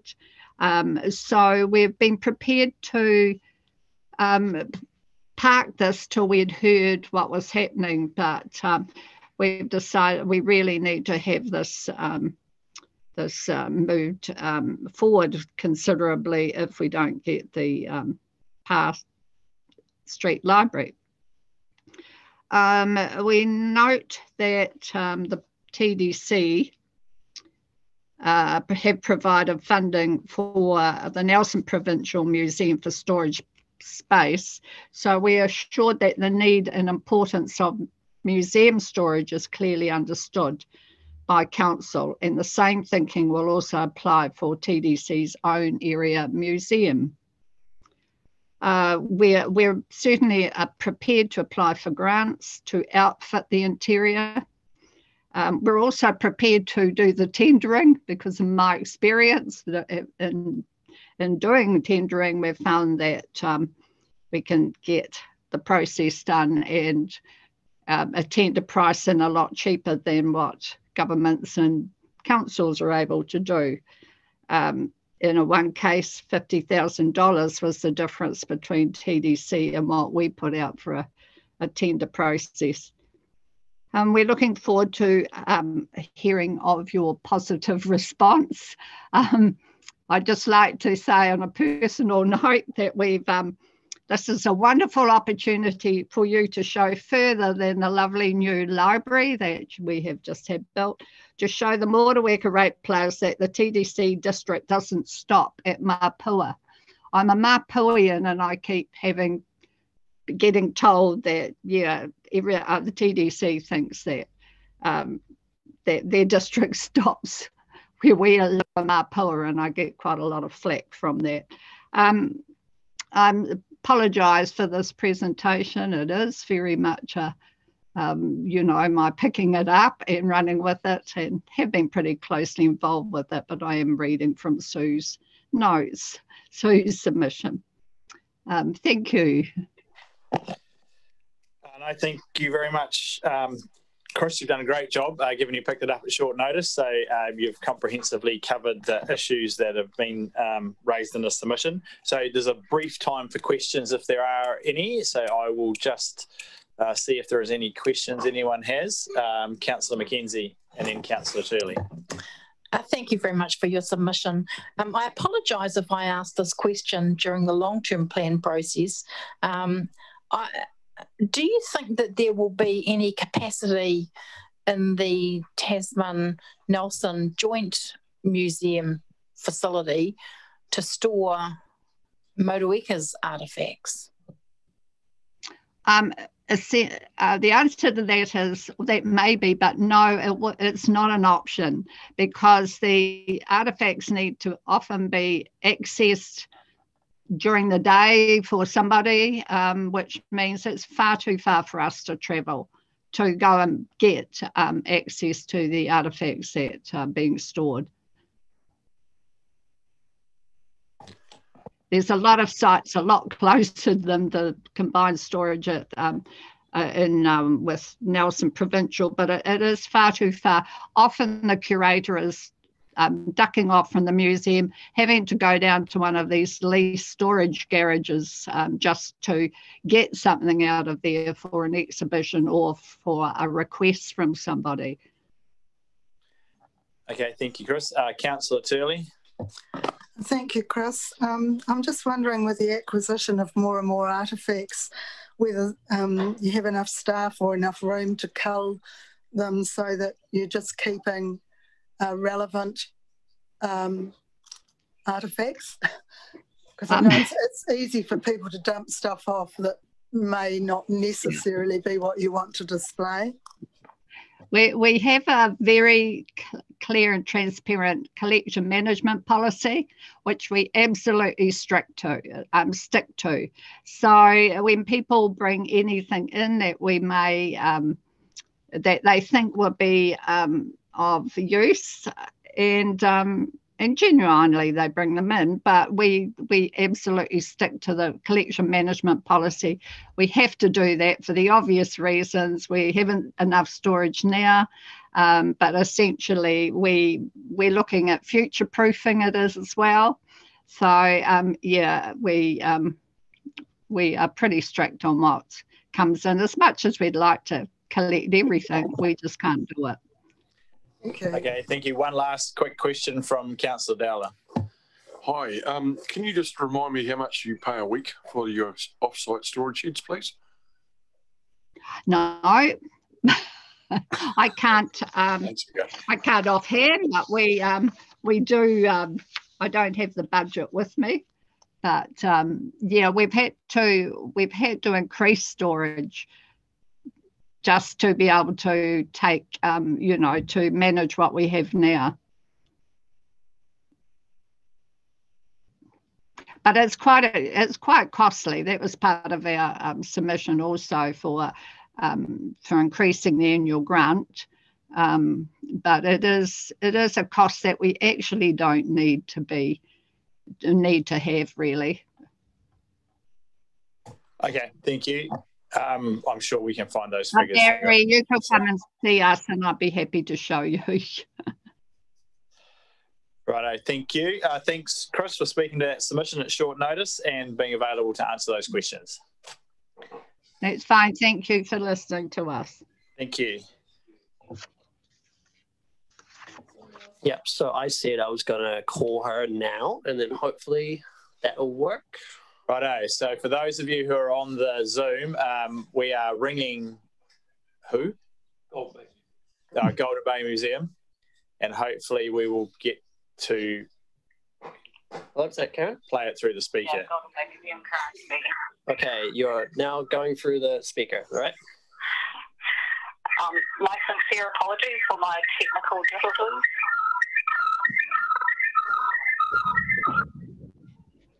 How you going? I'll just stop that. Looks like David.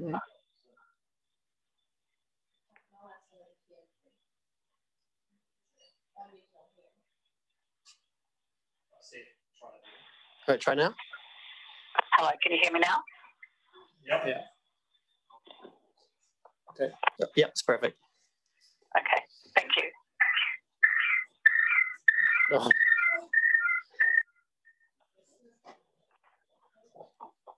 So just, can you hear me now? Yes. Yeah, we can hear you. So just if you'd just like to start speaking, and I will try and I'll wave at you and you can tell when it's 5 minutes. All right, you can start now. Okay. I'd just like to take the opportunity to thank TDC for allowing us to speak. The Museum Society is appreciative of current funding that it receives from the TDC and the use of council-owned property for the minimal lease that we get. The Golden Bay Mahua has a significant and rich history. Māori, Abel Tasman, other explorers and early pioneers. This also includes our natural history, including significant natural sites and industrial sites, geological formations, flora and fauna. Mahua is a place of many treasures, and those treasures need to be looked after and shared with our community and visitors.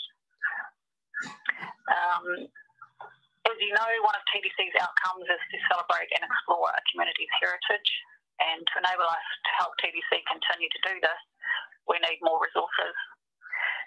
We asked TDC to consider increasing our yearly funding as well. One, to enable us to take over our whole building space, which will provide us with desperately needed workspace, more display space, and an actual breakout room, meeting rooms, and a tea room. Because two, to be able to allocate more paid hours to staff and increase pay rate. We currently have one staff member who's paid for 6 hours a week, but does 10.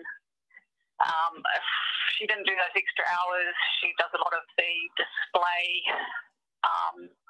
design, text panels, so forth. We would have to contract that out, which at an exorbitant price, which we can't afford. I've just in our submission, we've got the amounts there that we've put for extra staffing and for taking over our rest of the building space. Open to any questions. Okay, we'll see how questions go. Are there any questions? Yeah, that Karen? Yeah. Cool. Does anyone have any questions? Well, I think it is pretty well explained in the submission in terms of what you're looking for and the reasons behind it. So I don't have any further questions around the table. Oh, sorry, Tim. Oh, sorry, Chris. I didn't see. I should have seen you because you're right in front of me on the screen. But yeah, through you, Chair. Thanks for your submission, Karen. What would your comment be on how the funding generally throughout the Nelson Tasman district, the funding and resources could be better shared or utilised to enable support of Tākaka Motueka and Murchison museums? I'm aware of Nelson Provincial Museum, doing what it does, and I've often thought that there could be more offered in a different way out of there. Have you any thoughts on that?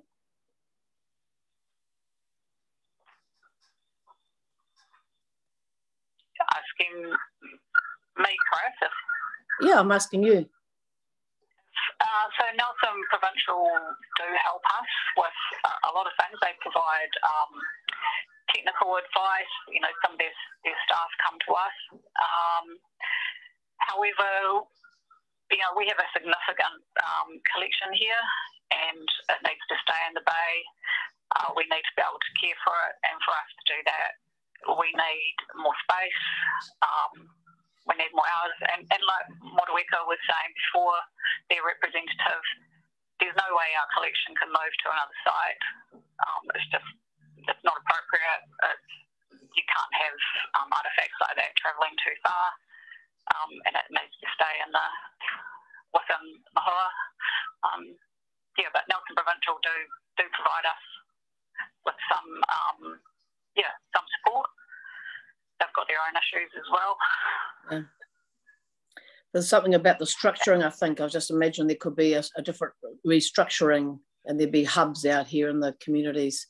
Because I'm aware of all of you, the small museums scrabbling each year to try and get enough money to pay someone an extra 4 hours work, So thank you. Right, I think that's the end of the question. So thanks very much. Apologies for the technical hiccups, but at least we have managed to get the opportunity to hear you speak to your submission, and thanks for answering those questions. So our next submitter is Lou Solomon, who is online. Welcome, Lou. You are currently still on mute.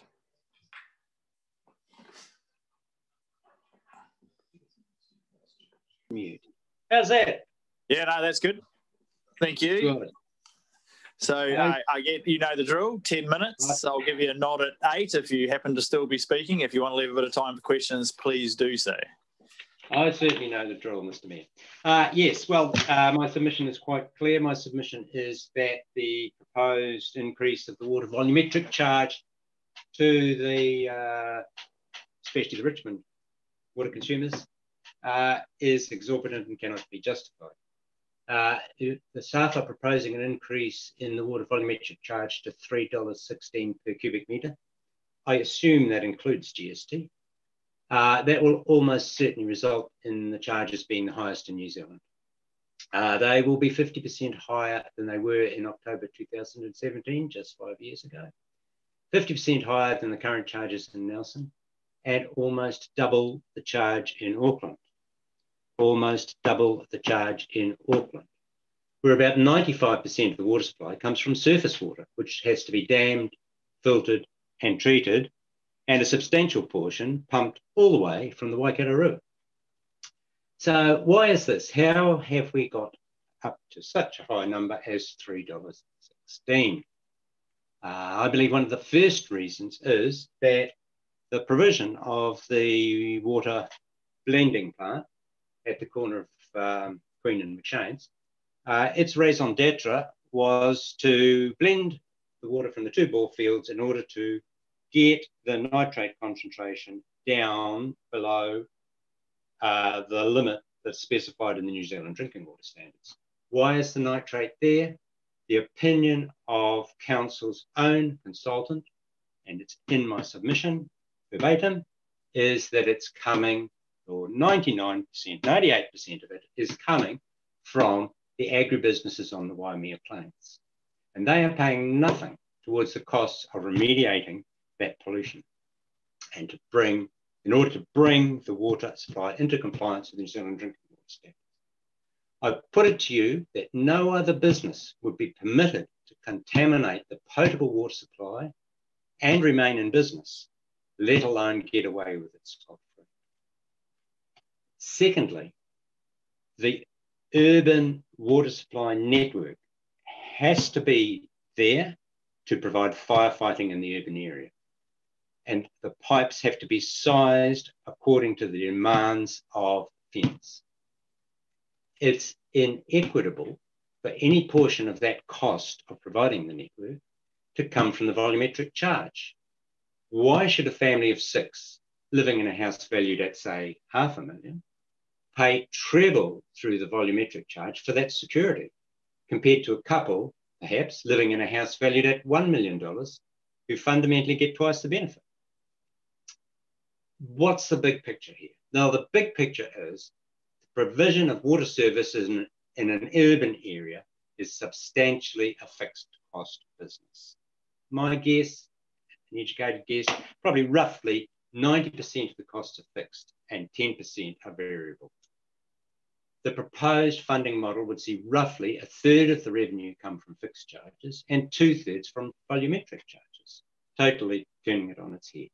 Inevitably, this would see an inequitable distribution of those costs, with the burden falling on young, large families. And my contention is a new funding model is required. How this is all to be paid for. I think that just about summarises it. If you read my submission, that will fill in the gaps. Any questions? Thank you, Lou. Are there any questions? It would appear not. I can't see any on the Zoom either. So again, I think it is, as you have pointed out in your conclusion, your submission is very clear and very specific. So I appreciate you taking the time to speak to it today. And no doubt we will see you in due course. No doubt we'll see you sometime.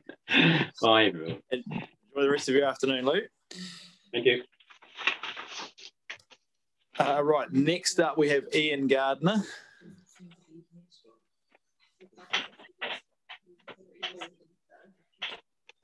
Do we have anyone else on the call who is one of the latter speakers? That's right. Thank you, Trevor. We'll take a break, not until 3:40 though. So we'll try. Is there any way? There's no way of contacting submitters, is there?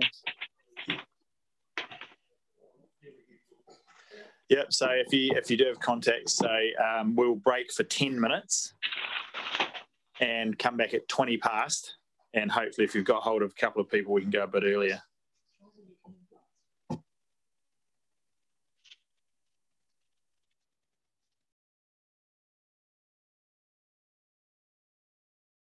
Next up, we have Ian Gardner.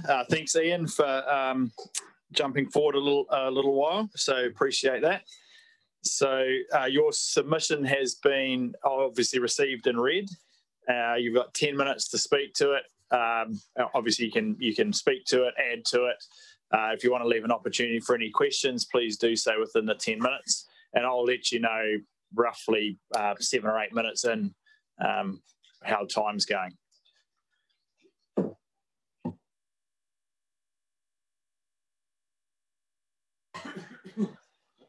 Ian, if you're there and you're speaking, you're still on mute.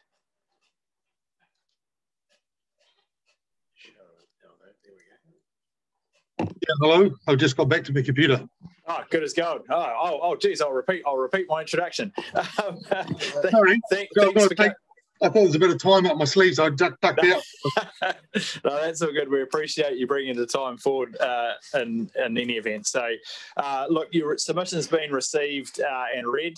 So, opportunity obviously to speak to it, add to it, emphasise anything in it.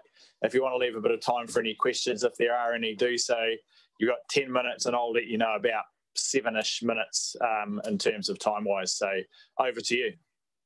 Oh, what, present now? Is that what you're saying? Yes. Oh, okay. Sorry.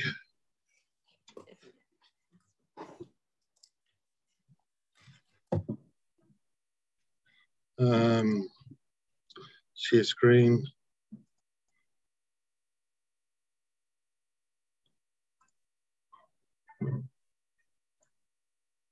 So did that work? Does indeed, yes. It is up there. Excellent, excellent. I'll give it a crack. So here we go. Sorry, it's quite noisy here today. There's a big funeral on at the club in Pahara here, and yeah, it's absolutely packed. So just apologise for any noise.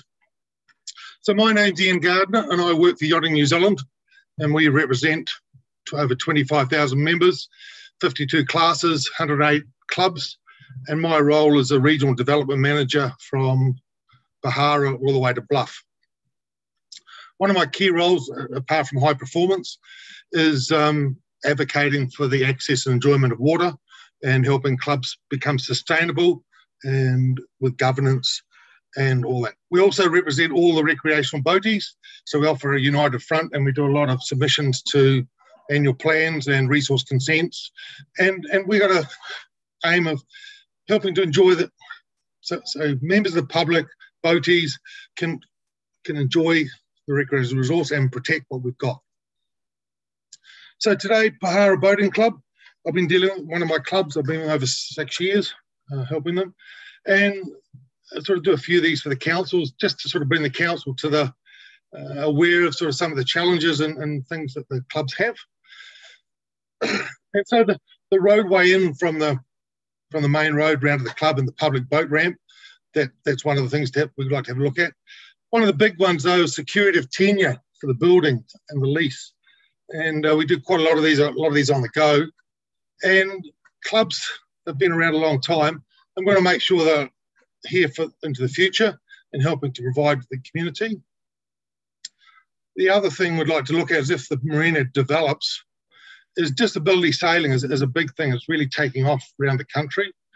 And if establishments are putting in a wharf or something like that, we'd just like to have access to be able to put a little crane in, so we can crane in crippled people to do sailing. It's one of the biggest growth areas in the country is disability sailing.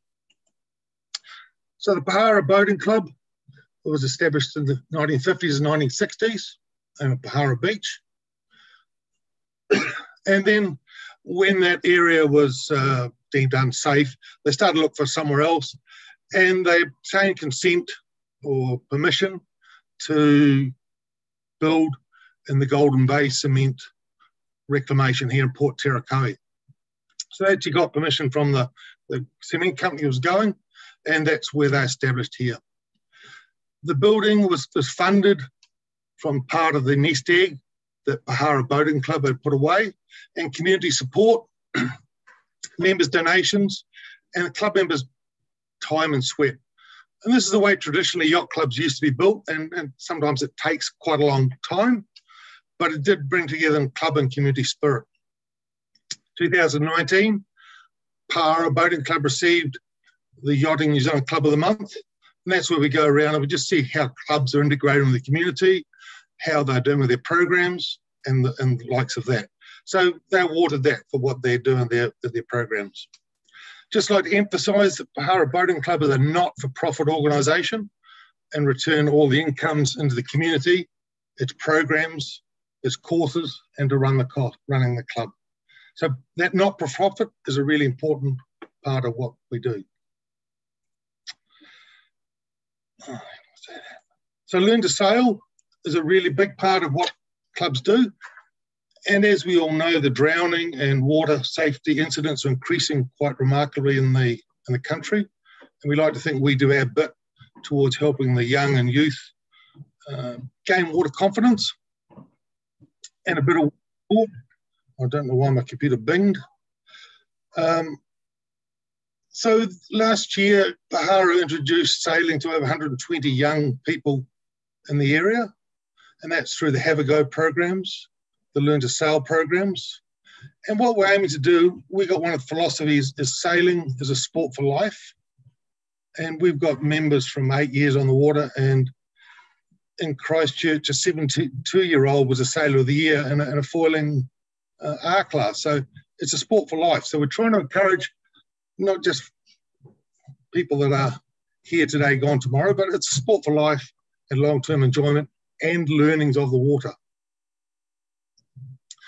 The Pahara Boating Club sails on multiple days during the season out in front of the club here, has coaching and most summer weekends, and above all, the training courses which are structured, and that's what the young people, and hopefully they'll turn into members, but hopefully we're putting them back into the community, and hopefully those young people become young adults and have a big respect for the sea, safety, and the continuing of the environment.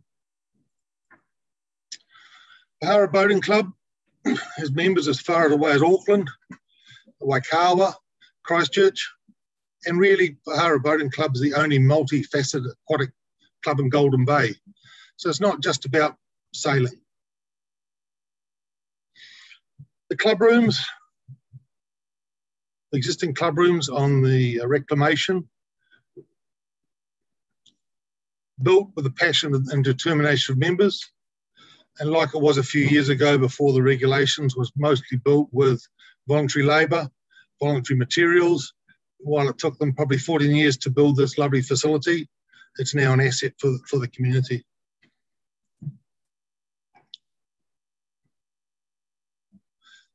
Once again, it's part of the community. It's part of Golden Bay's outdoor community environment. It's catering for all ages. Like I said, today there was quite a large funeral here, 100 and something people, and the car park, you couldn't find a car park, it was absolutely packed. The boating facilities, which is the ramp and the area and the support boats, used by schools, guides.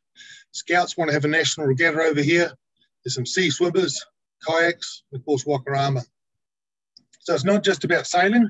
We encourage all facets of boating and enjoyment of the sea, as well as training and take what comes along.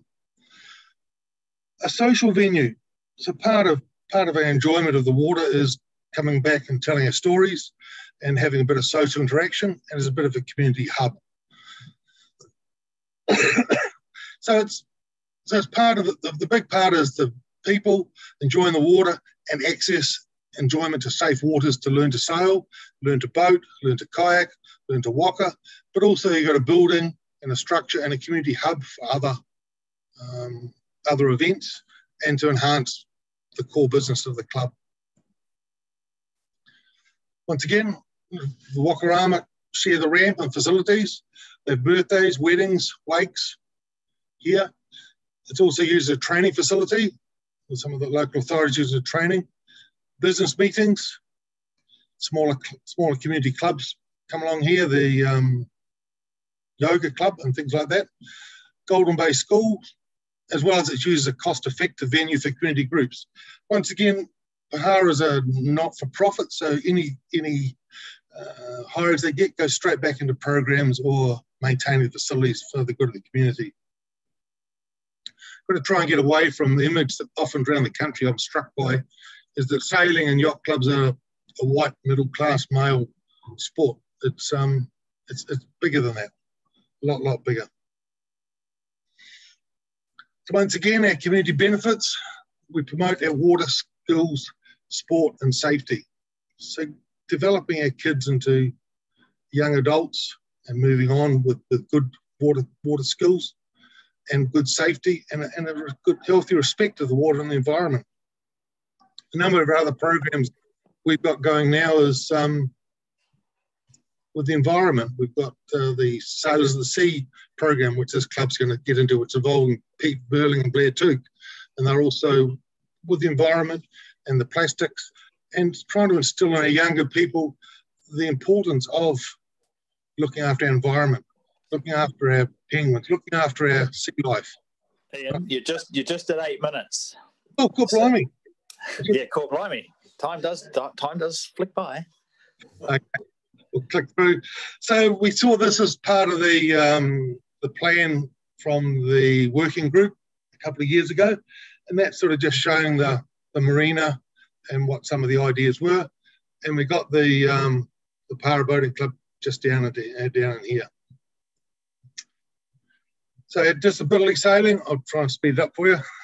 It's inclusive sailing, so it's worldwide, and we firmly believe it's a good opportunity in the area if we can get access to the water with a crane. We'd like some support from the council regarding the roadway in. It's a long roadway in, and often it's full of potholes at the moment, and it gets muddy, and I had to juggle through the puddles to get to the building today, and I'm sure the council can do something towards it, because it's a heavily used recreational area, especially with the launching ramp and the boating facilities. So once again, our current status, we've got a public roadway with potholes, turns to mud and slush and rain, and dust in the dry. Just like to emphasise that it's a multi-purpose community facility. At the moment, with no long-term tenure, one of the leases that was offered was a 5-year with no right of renewal, and that's not good for a club long-term. We've just signed up one in Marlborough, 40 years, and that's on reclaimed land. Just doing one in Timaru at the moment, and that's going to be 30 years. And it gives club security of tenure long-term. And I mean, it doesn't necessarily need to be a 30-year, it could be a 10 plus 10 plus 10 or something like that. But clubs need certainty of planning long-term of where they are. Just like to emphasise that Pahara Boating Club is primarily a voluntary run club, and it's not for profit. So all the profits that come from the activities of the club, whether it be hiring out to a local organisation, go straight back into the programs and supporting the younger and perhaps the not so well-to-do to actually get in and do a bit of sailing. So if they can't afford it, the club can look after it. There's a little bit of money in the equation to look after. So everything's put back into the sport. So in summary, yeah, we'd like to think about helping to upgrade the road. Security of tenure, long term, is a big one, and we're talking about that at the moment. And it's the only place that they really go. It's built with blood, sweat and tears from the old Terakoe cement works reclamation. And the guys and girls here do need some security long term, what's going to happen. And the third one is if there's some space on a floating jetty in the near future, some form of place we could put a crane to develop that next program in for that part of the community. I whipped through that too quick. No, you didn't go too quick. That's all fine. I was probably talking too bloody fast. No, that's fine. Look, I'd rather be in front of people, but I'm sort of a bit nervous on Zoom stuff. That's anyway. Right, no worries. No, it was fine. So we have used up a lot of time though, but I think look, it's a very comprehensive submission. You obviously covered all the key points, I think, in terms of speaking to it as well. So we appreciate you taking the time to come in over the Zoom joining us and giving us the benefit of that background on the importance of Pohara to the wider community. So appreciate it.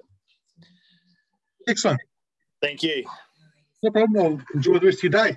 Yeah, cheers. Same to you.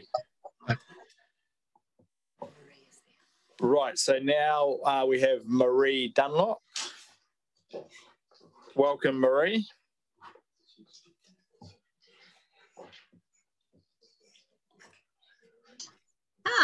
Kia ora, Council. I hope you can hear me. So, gosh. Big scary screen that you're looking at me on with a giant face. It's all good. So yeah, 10 minutes. Thanks for your submission. So your submission's been circulated and read. So how you use the 10 minutes over to you. If you want to emphasise anything, add anything to it, and leave some time for questions if you wish to. And I'll give you a bit of a heads up about 7 or 8 minutes in. Brilliant. Hey, thank you very much. I'm sorry that I can't be with you there today because you're much closer to home than where my office is. It would have been a quick trip down the road to Richmond, which is me saying that I am a proud rate-paying resident of Tasman and have a vested interest in Tasman District Council doing amazing things for community, because it's where my kids are growing up and where my neighbours hang out and where the people that I like quite a lot live and intend staying for quite a while. Now, I've made a submission, and you've read already about why I think neighbourhood support aligns perfectly with the council's expectations and hopes for community development. We are doing what you want done in the communities, and across all of Tasman. We have hired staff in Tapawera, in Motueka. We're hiring someone, hopefully, depending on funds, to Golden Bay. So we have locals operating within local areas of Tasman to identify what their concerns and needs are, so that we can support them using community-led development methodology, which means they come up with a lot of the assets as well and find the great things that are happening in their community, and we support them to do it. So neighbourhood support, you may have heard under an old name of Neighbourhood Watch. We have been around for a long time. Neighbourhood Watch transformed into neighbourhood support about a decade ago.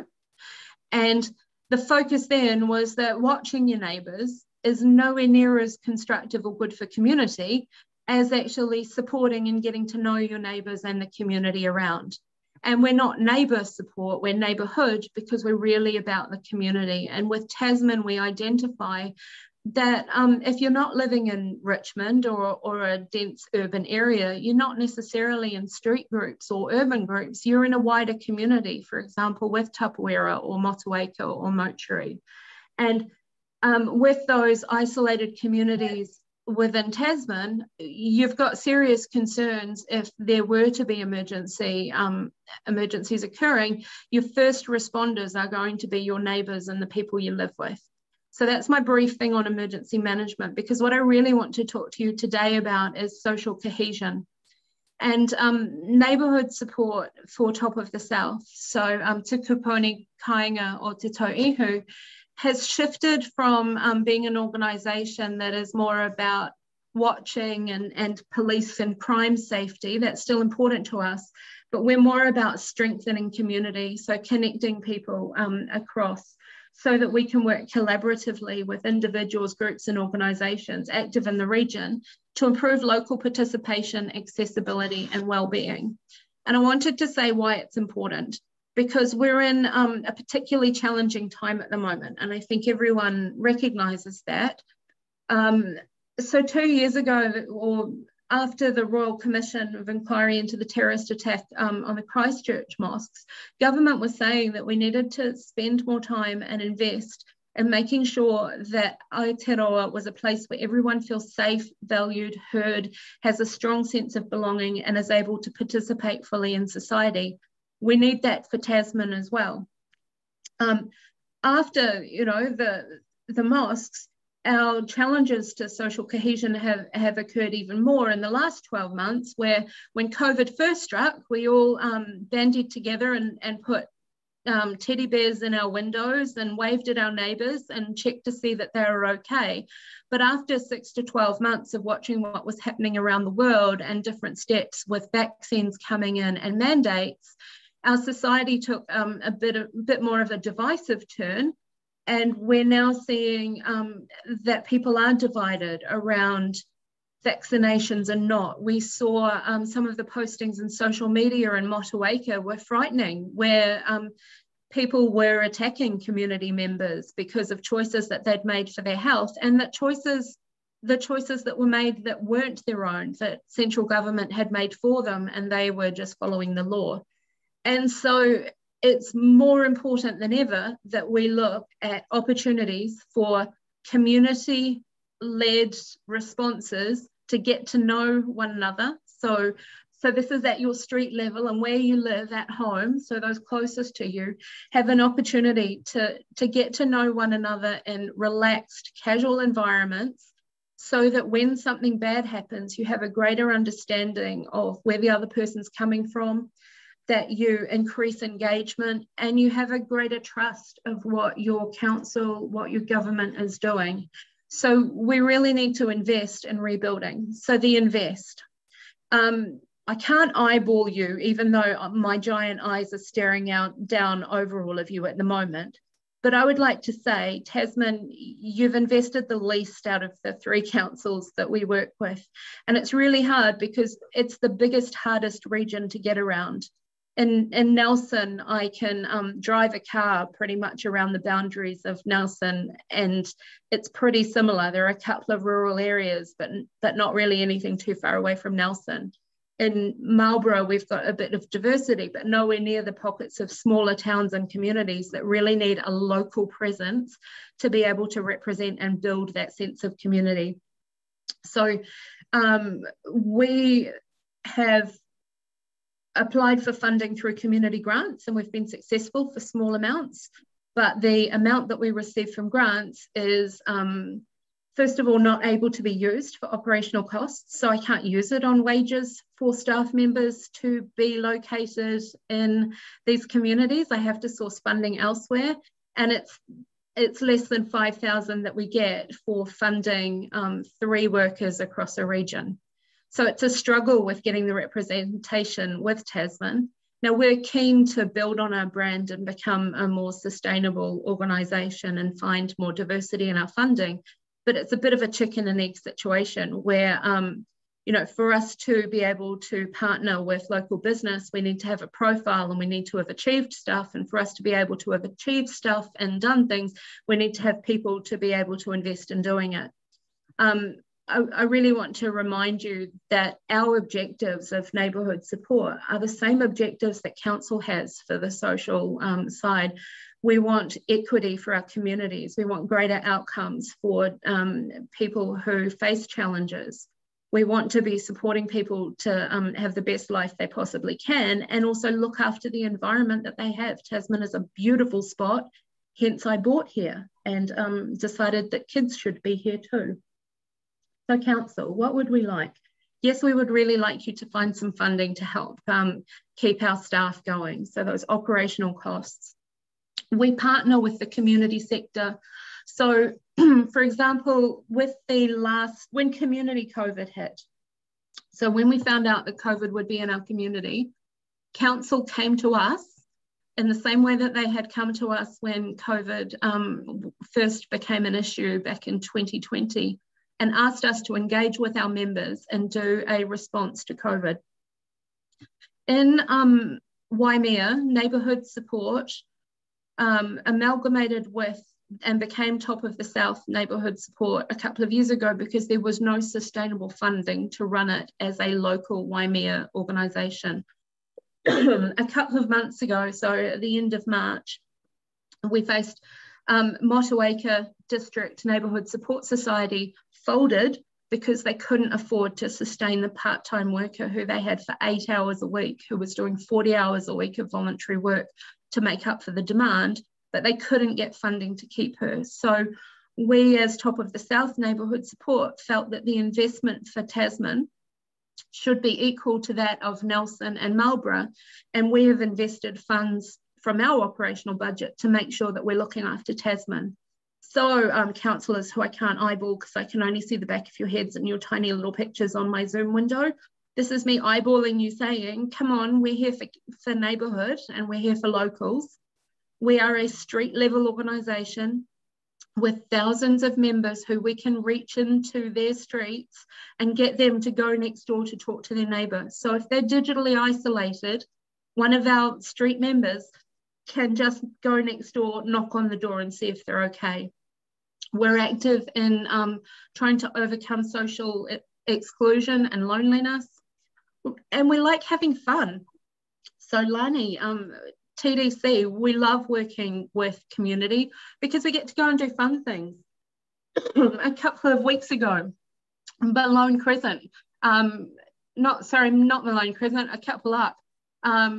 So in the New Berryfields area, we shut down a bit of a street and we had a street party. And that was about celebrating connection. And in a new subdivision, making connections is really important because you don't have those links into community that people have been there previously. So how am I going for time? You are like borderline 8.5 minutes-ish. Brilliant. Questions, please. Righto. Are there any questions? Councillor Mayling. Right. Marie, thank you for your submission. When neighbourhood support was first started in Richmond, we used to get funding, because I was involved in those days, from the New Zealand Police and from the old crime prevention program out of the Prime Minister's office. And then partway through, some of that funding got cut. Have you looked at and to me, it used to be, when I was a police officer, it was fully funded by the police, and now they do very little. Have you, some of the stuff that you're talking about, to me, fits under the Ministry of Social Development as well. Have you applied for funding from them? Ministry of Social Development's really tricky because they fund programs. So the things that they want to fund us to do are running CV courses and writing CVs for people, not necessarily talking to them.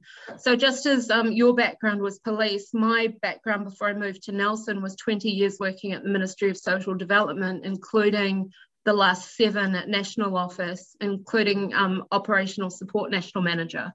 So with MSD, yes, it should fit into what used to be the social development side of it and kind of the social sector, but the funding is so targeted within MSD for either employment outcomes, which is a byproduct of knowing people and being part of a strong community. So it's a bit too abstract for MSD to fund as a program, or specific communities of need. The funding from police has been diluted through Neighbourhood Support New Zealand. So what we found with Neighbourhood Support New Zealand is they still get money from police, but they are splitting that amount between 86 neighbourhood support individual community agencies. So we're our own organisation. We're Te Tau Ihu. We have our own board, our own GST number, our own bank accounts, and are completely autonomous, bar the use of the brand. So it is really challenging because it's community sector, not necessarily social. And again, social, you're looking at vulnerable communities, which we are, because we're equity focused, but we're not a service provider in that we don't pay counsellors to provide counselling or social workers to provide social work.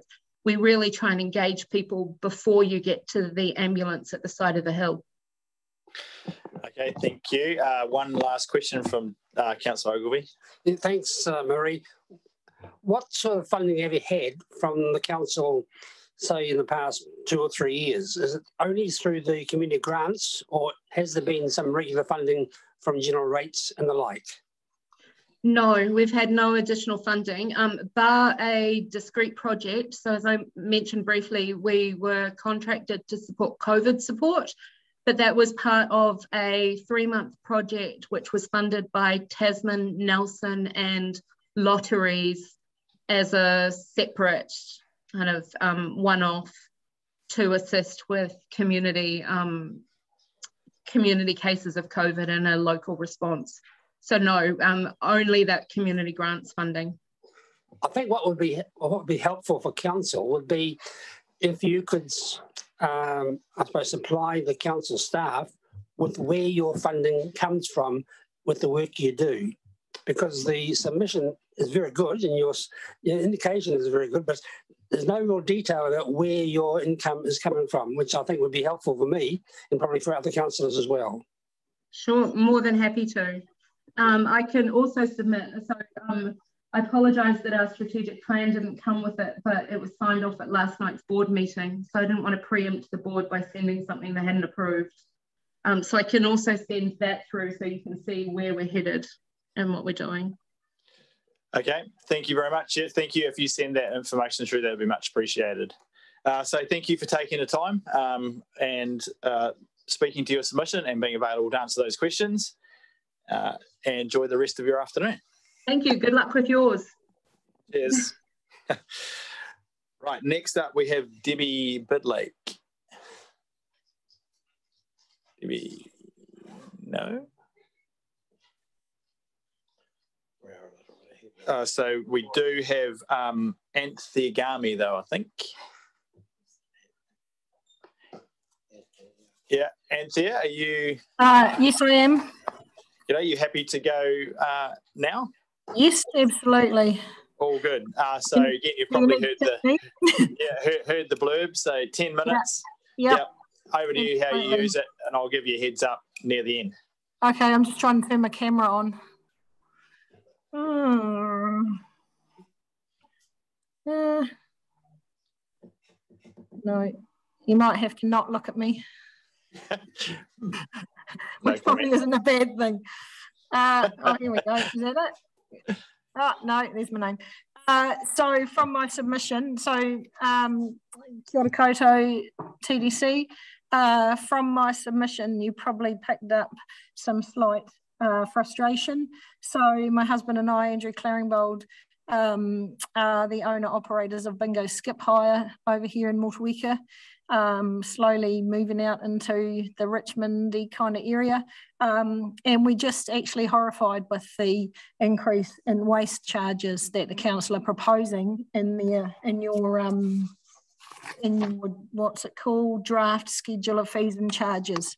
To increase the fees 20% this year on top of a 17% rise last year is flaming ridiculous.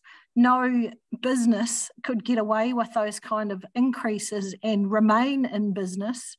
So concerns we have with those rises, well, firstly, when I look through the entire schedule, no other fee is rising by that amount at all. Most things are going up by, and I've done some calculations, 6%, 4%, 4%, 5%. Gravel extraction, which you well know, out of the river in huge, enormous trucks, which do enormous damage to roading, which I assume some of my rates go to fix, is going up by 26 cents a cubic metre, but you are going to put our fees up by 20%. So another one of the concerns is that those people that can't afford to take their waste to Mariri, where are they going to put it? So they may well end up putting it along our beautiful riverbanks, along our beaches, where some people already do, in farmers' private gateways that they're not looked at. And so who's going to tidy that up? The ratepayers are. So I'm not going to take my 10 minutes. I'm just going to have my rant at you. Yeah, so that's our concerns. I understand the government levy is enforced on us, and that goes up, but to add another 15% to that, to pay for depreciation on assets, and to solely put it on those of us who take the waste from community members to the dump is, everything's going up. I do see though, in your fees, your small bag increases are going up 18%, but the large bags are only going up 7%. So, yeah, so it's ridiculous, ridiculous. Yeah. Open to questions and comments. Okay. It's open for questions. So are there any questions anyone has?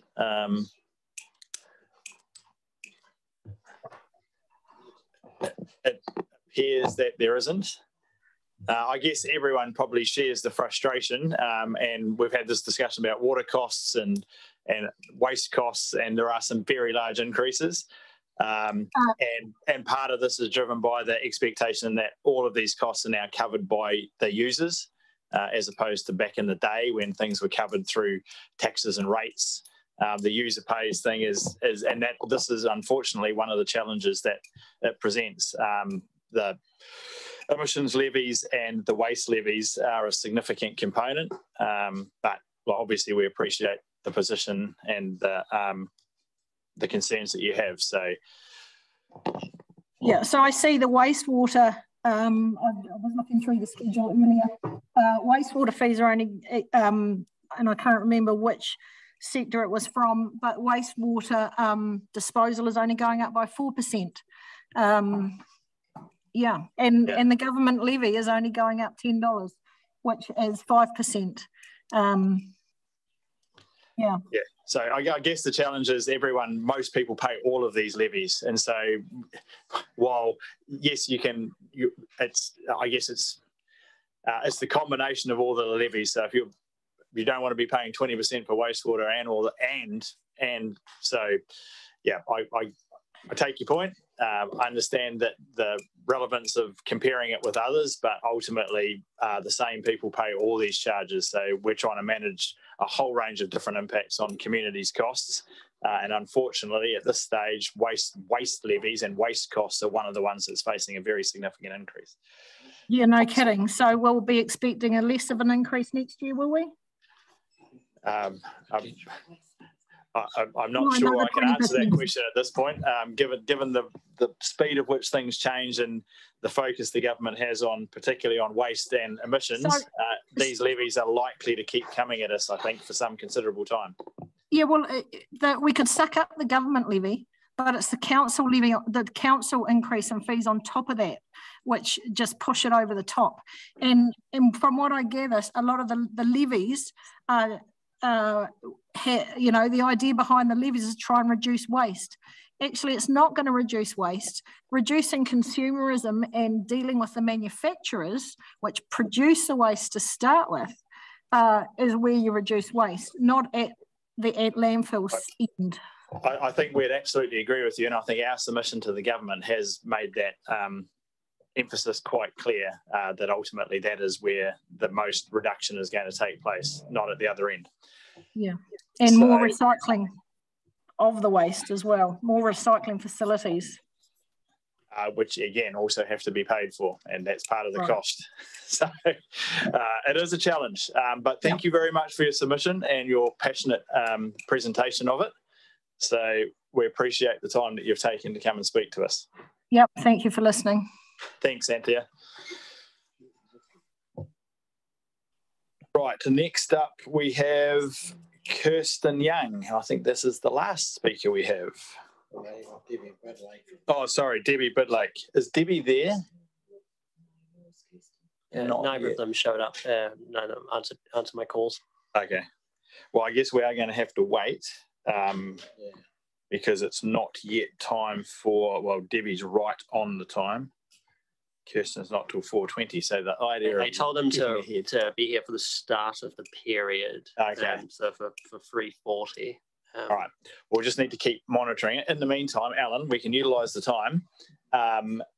Is there anything you would like us to provide you in terms of feedback, things that we want? What's the steps from here? Yeah, so we have written a deliberations report, and obviously as part of that, we've tried to anticipate information. You know, that's all good. So, yeah, I mean, there are still, that's fine. But yeah. So, in terms of just the process from here and information that he would like to see. Yeah, so in the deliberations report, we've obviously tried to anticipate some of your questions and the information you want. We potentially haven't anticipated everything, so it's really a question of whether from what you've heard or the submissions you've read, whether there are specific pieces of information you want us to bring or advice you want us to bring to you to the deliberations meeting next week. Right. Is there anything that people think, well, obviously we haven't quite finished hearing the submissions, but is there anything that's come out of today that you would like some further information to help inform the decision making at next week's meeting? Councillor Mailing? Just the one from the neighbourhood support. Some of the things that they do seem to be in some ways a duplication of what our emergency management people do and also our community people. And I wonder if there's some way we can dovetail that to, rather than giving them a whole lot of money, but to provide them with some time. That was just one of the thoughts that I had. Because the emergency management people have a connection with the communities through their different emergency communities. And then I think of some of the work Lani does with community groups. So that's just a thought. Yeah, it's just who we just said. Okay, anything, Councillor McKenzie? Well, on that neighbourhood support one, I mean, I would be interested in knowing what our annual contribution is versus Nelson and Tasman. Yeah, and I think that was the purpose of Councillor Ogilvie asking for them to provide us with that information. You know, it does worry me a little bit, the situation with the museums. I don't know what the answer is, but I don't know. That's tricky. So are you asking us just for information that we want to have clarified, or are you asking us to indicate? No, I'm not asking you for indicate. I'm just asking you for any information on any of the items that are going to come back as part of the deliberations report that would help you come to a decision. Yeah. Well, and obviously, on the 24th of the deliberations, we can share, you can share your views and obviously make some decisions from there. Okay, on the museums one then, if you could just bring to the surface what increases we have already provided for in the long-term plan, because I think we have already given them some increases. So if you could bring that out would be useful. Thank you, Councillor Ogilvie, and then Councillor Walker. Just a quick response to Christine. You may remember we tried to get $50,000 extra for the 3 local museums, Motueka, Golden Bay and Murchison, in the long-term plan, but I think it was defeated by 1 vote. I think you supported it, Tim, but it was sort of a 7-6 vote. So there's been no increase for some years for the museums, for the local museums, that is. For the provincial museum, yes. The question I was going to ask you, 2 or 3 questions, Alan. One was in terms of, I think it was Anna, somebody, who asked about monthly payments for their rates. And if you can ask about that from probably Matt, it'd be helpful. Yeah. Yeah, well, she didn't mention that. I was going to ask about the Top of the South Neighbourhood group as well. And the other question was Lou Solomon's questions. First of all, about separation, the fire service charge with the water club rate as a metered rate. In Motueka, we do have that separation, but obviously in the water club they don't. Well, you have it in Motueka where there's just the firefighting supply for one part of town, but in the other part, where they're on the reticulated supply, they'll just pay the one charge.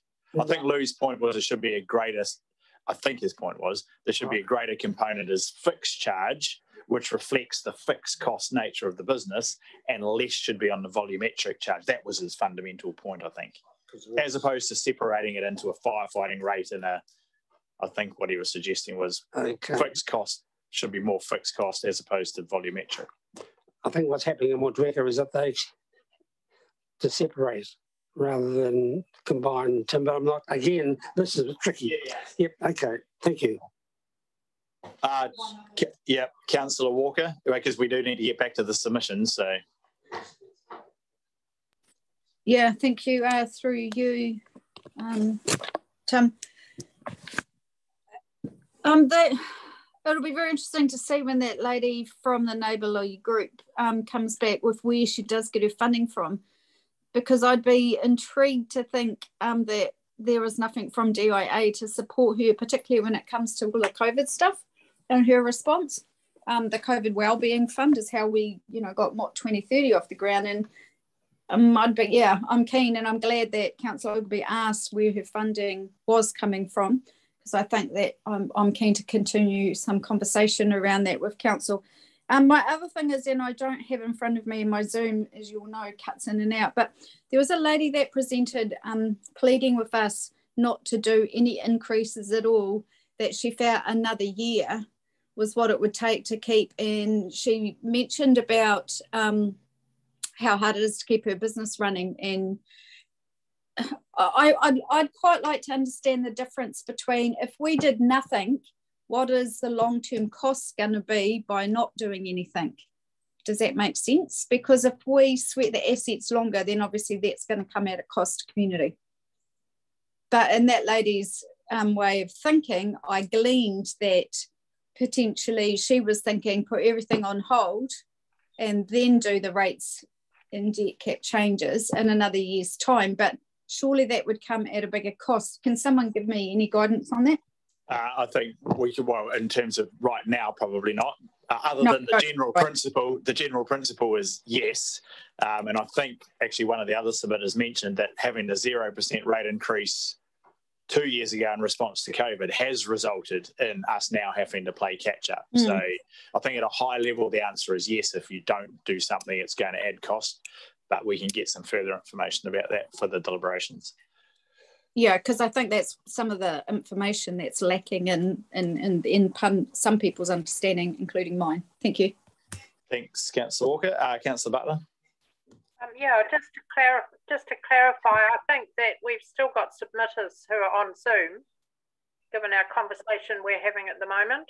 Yeah, no, we're aware of that. Absolutely, you are correct. So we're simply just providing feedback in terms of what information we might like to receive as part of the deliberation. So yes, we are aware that it's still open.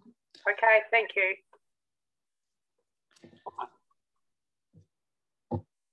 Right, Councillor Mackenzie. Thank you.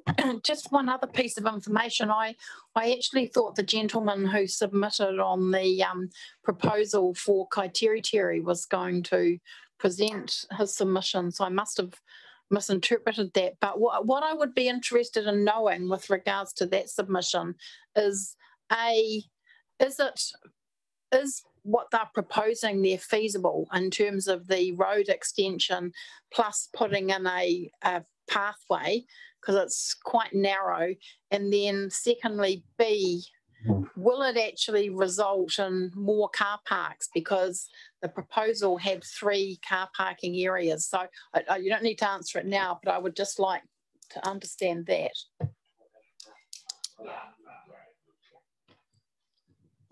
Okay, thank you. Yeah, so just in terms of him attending the hearing, he had indicated in his submission, or he had indicated that he was going to, but subsequently when Neil contacted him, he changed his mind. So, yep. Okay, thank you. Anything further? If not, are there any of either of those other submitters yet appeared? See if he's coming in. He's not on the list, is he? Yeah, well, he's with that group, though, isn't he? Was that Kirsten Young or Debbie Bidlake? Debbie Bidlake, Federated Farmers. Right. No, that's what I'm thinking. I think I've got his number on my phone. You could. There anyway, sure.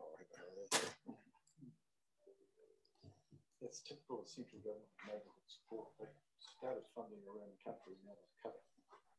Do you want me to ring? You can try.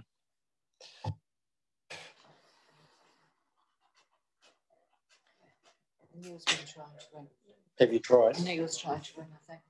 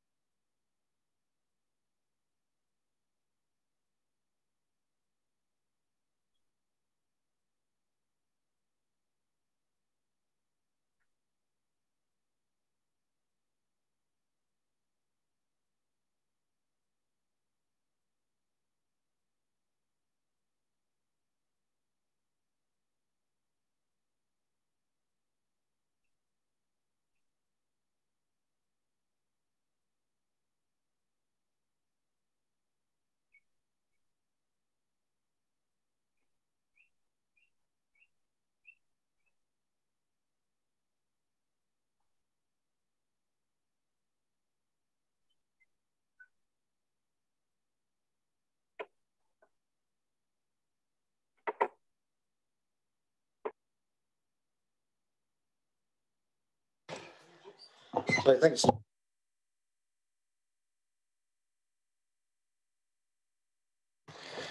Right, so the only other person we have then in the absence of Federated Farmers is Kirsten Young. Then I'll just give her another call. Cool. She has never confirmed the time, despite all our efforts to get her. So, right. So we'll just try one last time.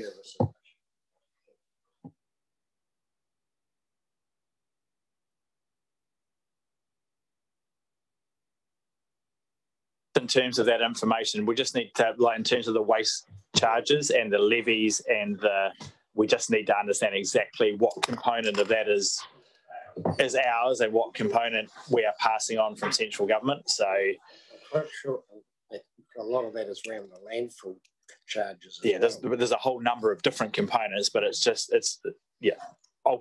a significant increase, and it's something that ultimately, despite the fact that the submitter was from a particular business, it is going to be paid for by all those who, whether they're using a rubbish bag or a skip or a can plan or whatever, you're going to be paying it.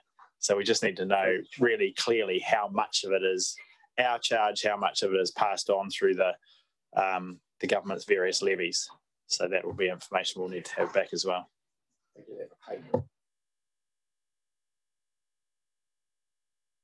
All right. Well, I think given that, we can probably conclude today's hearing. So thank you for everyone's attendance. Thank you for those who are still on the Zoom, whether you've been submitters, just observers and or councillors and council staff. Appreciate that. And we will see a number of you tomorrow for the council meeting. So I will declare the meeting closed. So Christine,